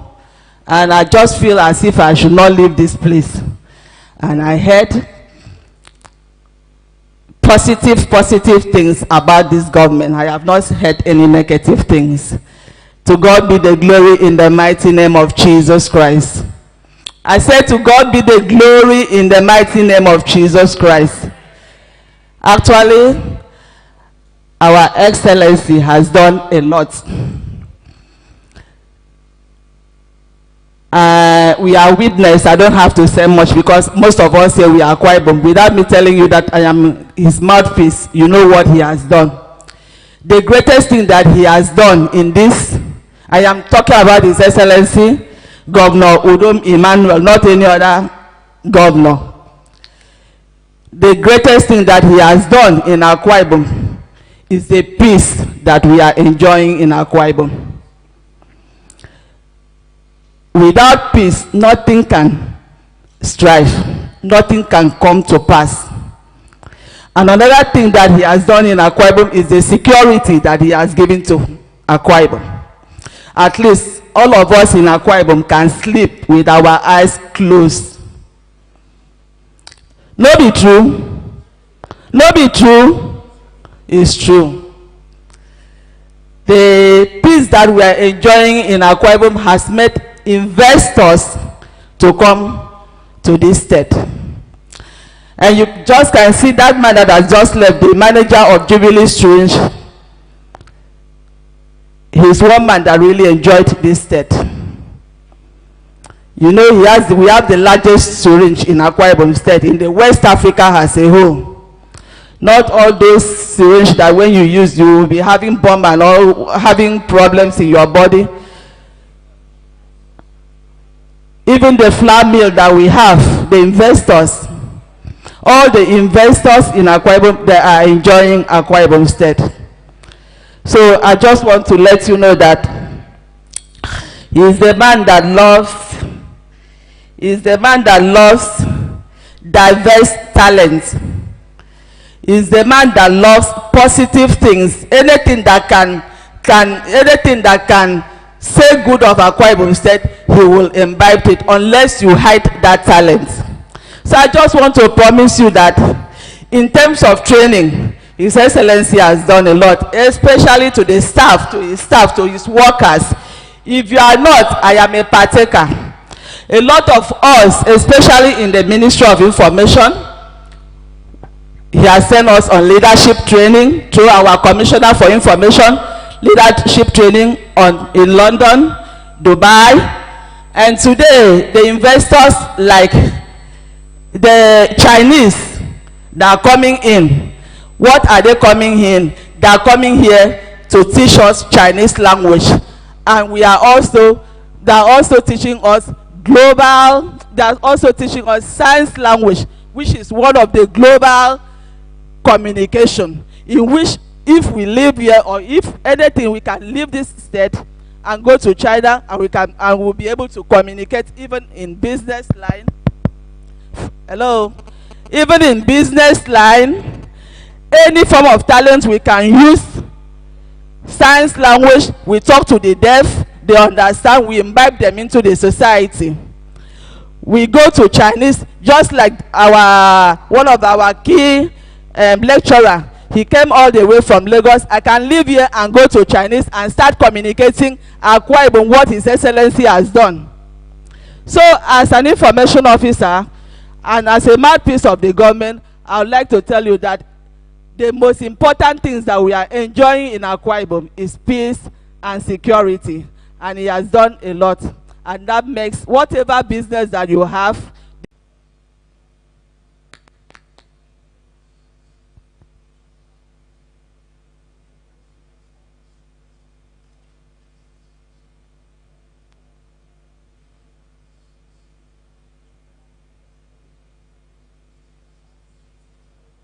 Metric tons of plastics waste every year. For many years now, plastic waste have been a big issue for Lagos residents, Nigeria as a whole. We generate plastic waste without really properly recycling them. Problem tó wà bí this about some areas ó ti block gbogbo gutters gbogbo everywhere ó ti block. Almost plastic ló ń dá nǹkan dé nídìílẹ̀ sínú àwọn gutters everywhere in this Lagos state. The fact that we do not have an adequate waste infrastructure in the state is presenting an opportunity for us on this project. So we cyclers as a company are seeing this issue and decided to provide a solution. We encourage people to recycle with us in order to capture value from their waste. We employ people to collect recyclables from our customers. And this waste could then be processed into products that could be useful into the chemical industry in Nigeria. BSF has taken the responsibility to be part of solving this challenge. In order to achieve this, we are establishing partnerships with social entrepreneurs, particularly with WeCyclers, with whom we have started the project. WeCyclers has a very strong partnership with BASF and we're very proud of it. What WeCyclers hopes to do is to continue to increase the value of the material that we collect and sell.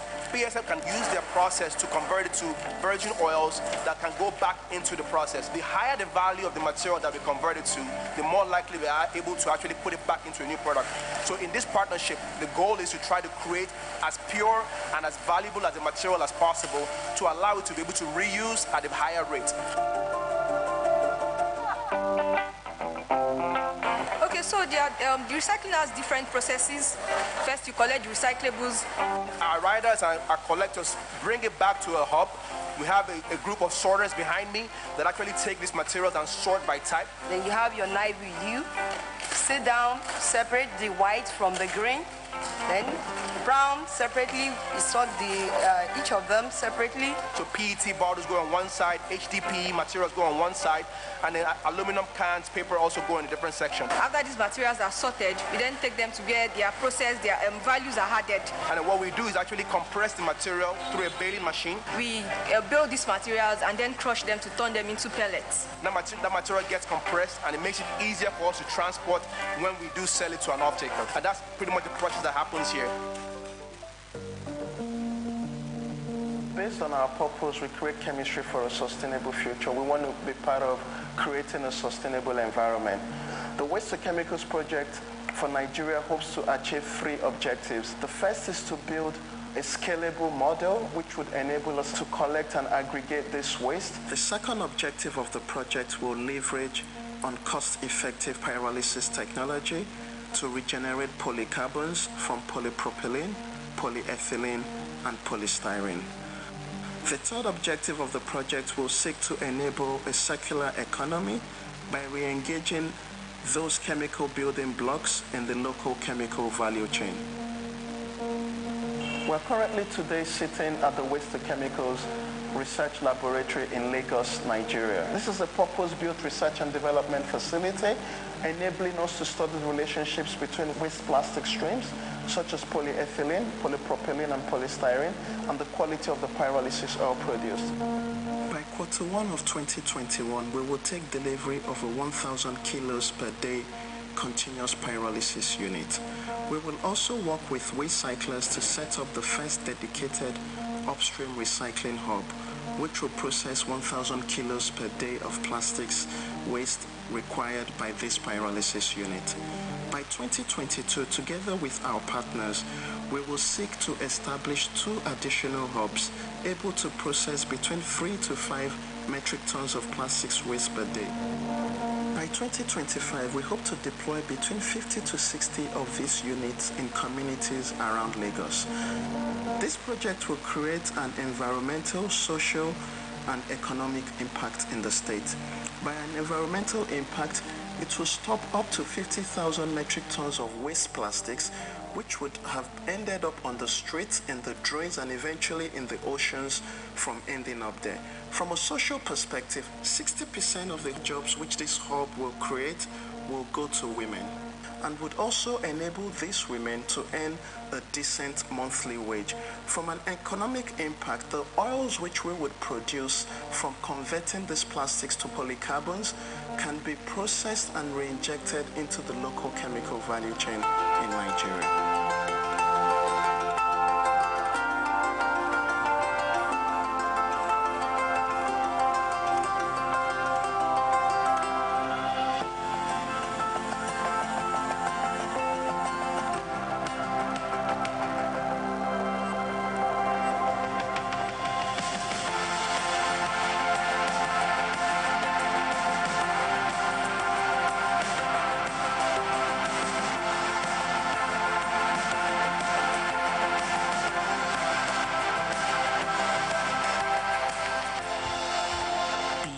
BASF, we create chemistry. Enough said. Thank you.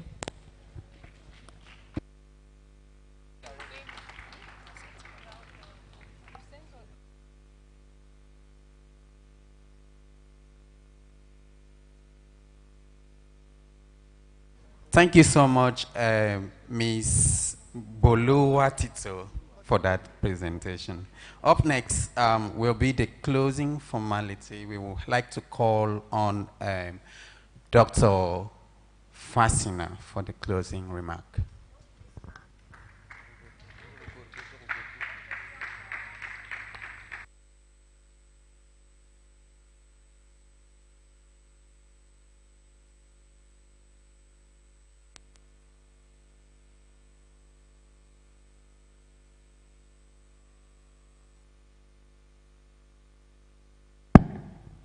Good afternoon, everyone. I still stand on the existing protocol. Today has been, well, yesterday, today has been an amazing time. Very educative, eye-opening, and the prayer is that it doesn't stop here. It's just the beginning of a new collaboration. Academia, industry, and government. I would say particularly for us here, maybe more on the academia and the industry. Government, as we said, is a regulatory body, so to say. Universities were created to solve problems, and the industry has problems. So, university, industry, there's a marriage. Unfortunately, from what I learned, the gap is because many of us in academia do not actually know what the industry needs. That is why we can say in quotes, the projects we give do not really meet the need of the community. So I want to encourage us. Dr. Edu has said she's not just for talk and action. So in the University of Uyo, Akwa Ibom State University, and even for those of us who came from outside Akwa Ibom, let us go back and meet with these partners, as there's nothing too small that we can contribute. Contribute using our students, even for ourselves. You know, in Unilag, recently, last year, this company making fabric, one of the companies making fabrics, had to come to Unilag, Sun Flag or something. It makes these Ankara fabrics. They had problems. They now had to come. And we now went out. When they saw the problems, we gave advice, but now started monitoring and now sending our students there. So we have our students there for IT. And when they come back, or even while they are there, not only the IT visits, we visit regularly to find out how is the production going, how are the dyes. You know, dyes give them quite a number of problems. So how are the dyes? So I want to not close this official gathering, but it's an opening to a bigger gathering. Whether it's in the oil sector, whether it's in the with the SMEs, whether it's in whatever sector, agricultural sector, we've said that circular economy is a way. Linear does not work. It gives us more problems than answers. So I just want to close by saying, let's start thinking green. And for our teachers, let's start creating and activating green minds. The students are there, even though the curriculum may not, by the letter, put in green chemistry, sustainable chemistry, but we can introduce it in different ways. Waste recovery, recycling, reducing the waste, we can always introduce it. So that's all I would say. Please don't stop here. Let us continue talking and walking. Let us act. It is the action that brings the difference. And then we will know that truly this program has been a success. Thank you very much for coming. Thank you for what you have learned, and I believe we all had a good time. Thank you, Dr. Fassina, for that closing remark. Please, before the group photograph, we would like to introduce Mr. Imo Ifeanwudo, who is the Acting Permanent Secretary, Ministry of Science and Technology, Akwa Ibom State. Please, can we?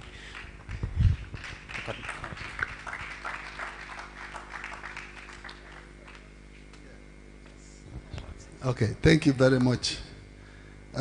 First of all, I am still standing on the same protocol, but let me quickly apologize for coming a little bit late.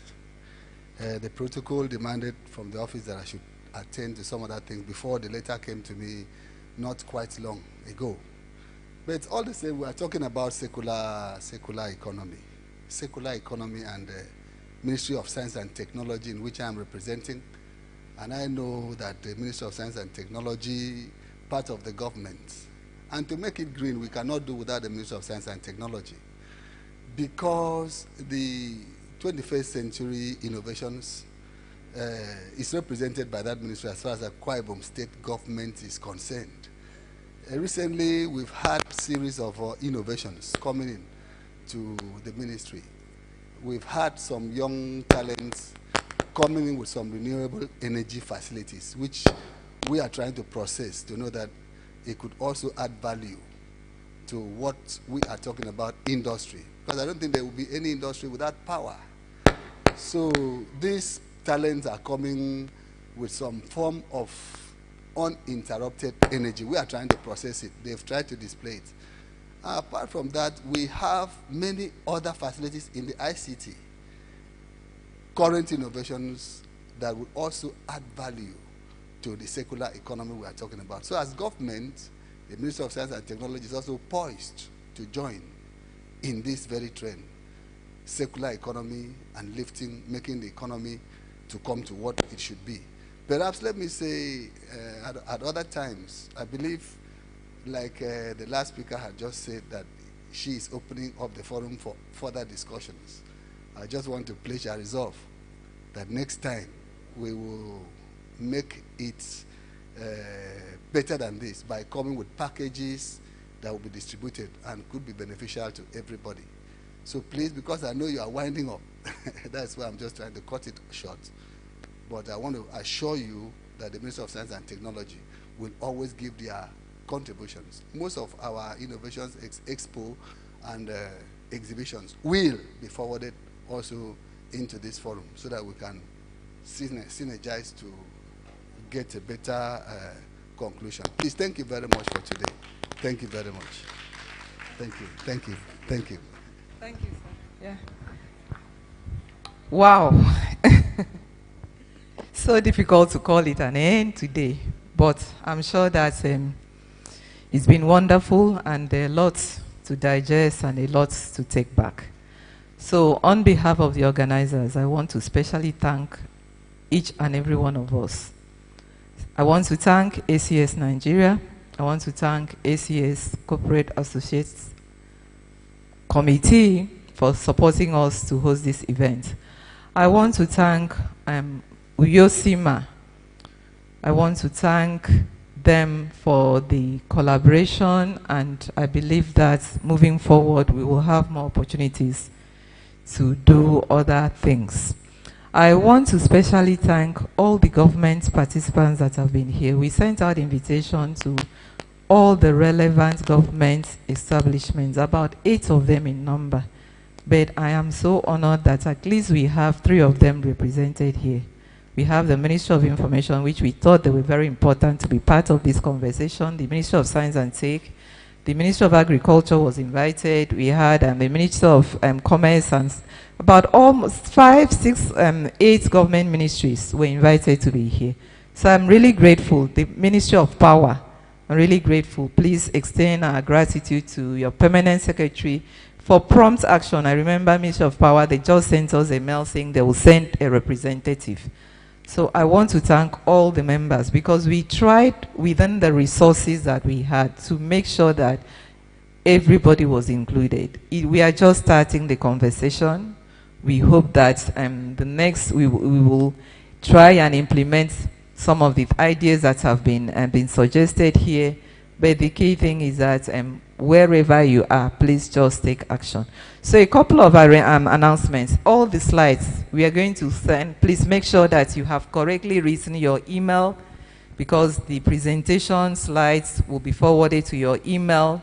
We will send the Google documents for everybody to access the presentation slides. If you want the video, if you want to play back, the recordings of the meeting is all on our YouTube channel. If you just put in the Center for Energy and Environment, it will come up, so you can re-watch the videos. And then please, for certificates, we are also going to be giving out certificates of participation. But that will be, we will send, the tradition we do is that we send a feedback form. Once you complete that feedback form and send to us, then you'll be able to download your certificates, because we need to hear from you so that we can improve our meetings next time. So please, through ACS, we will send that. I want to thank all the people from my university who are here, the Dean of Agri's representative, from Akwa Ibom State University, from Ritman, from Top Faith University, and from Polytechnic. I think they were here yesterday, even College of Education, all the professional bodies, the Chemical Society of Nigeria. I'm very grateful to have the Deputy Vice President South that is here, and the Secretary of the Treasurer, Dr. Atom Johnson, also from Chemical Society of Nigeria. So I want to thank, it's been wonderful having all of us, and hopefully we will meet again. Please look at another, this was just, will I say, like a pre-conference meeting.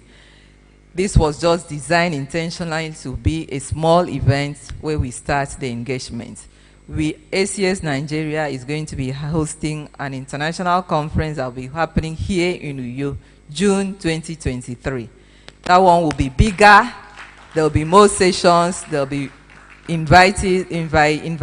In fact, the president of IOPAC is going to be giving the keynote address. So what you have seen here, that one will be bigger. So please make sure that you attend that event, and not just attending, but you participate. There will be different sessions. So all the discussions that's happening there, we will have sessions.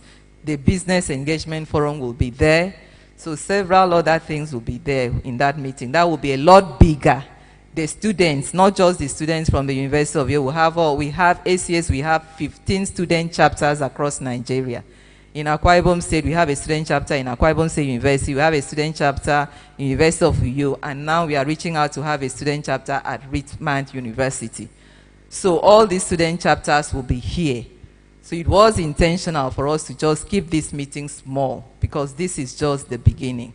So please participate in the next year's Uyo 2023 ACS conference. So on that note, please, I want to thank all of us and wish all of us safe journey to our different destinations. And then please, and we'll do a group photograph, and then we go for lunch, and that will be it. The communique as well, sorry, we will also draft. We have the communique team who are working on the communique. So that again will also be circulated to our emails with all the information. And then please, like you heard from the MD of ENICA, the guy that joined online, there's going to be another project that will be coming. So that project is going to also involve teachers, educators, and even some businesses as well. So this journey has just started. It will get better and better. Thank you so much.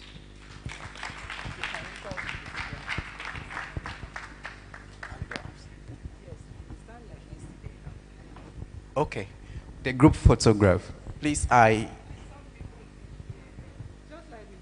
Please.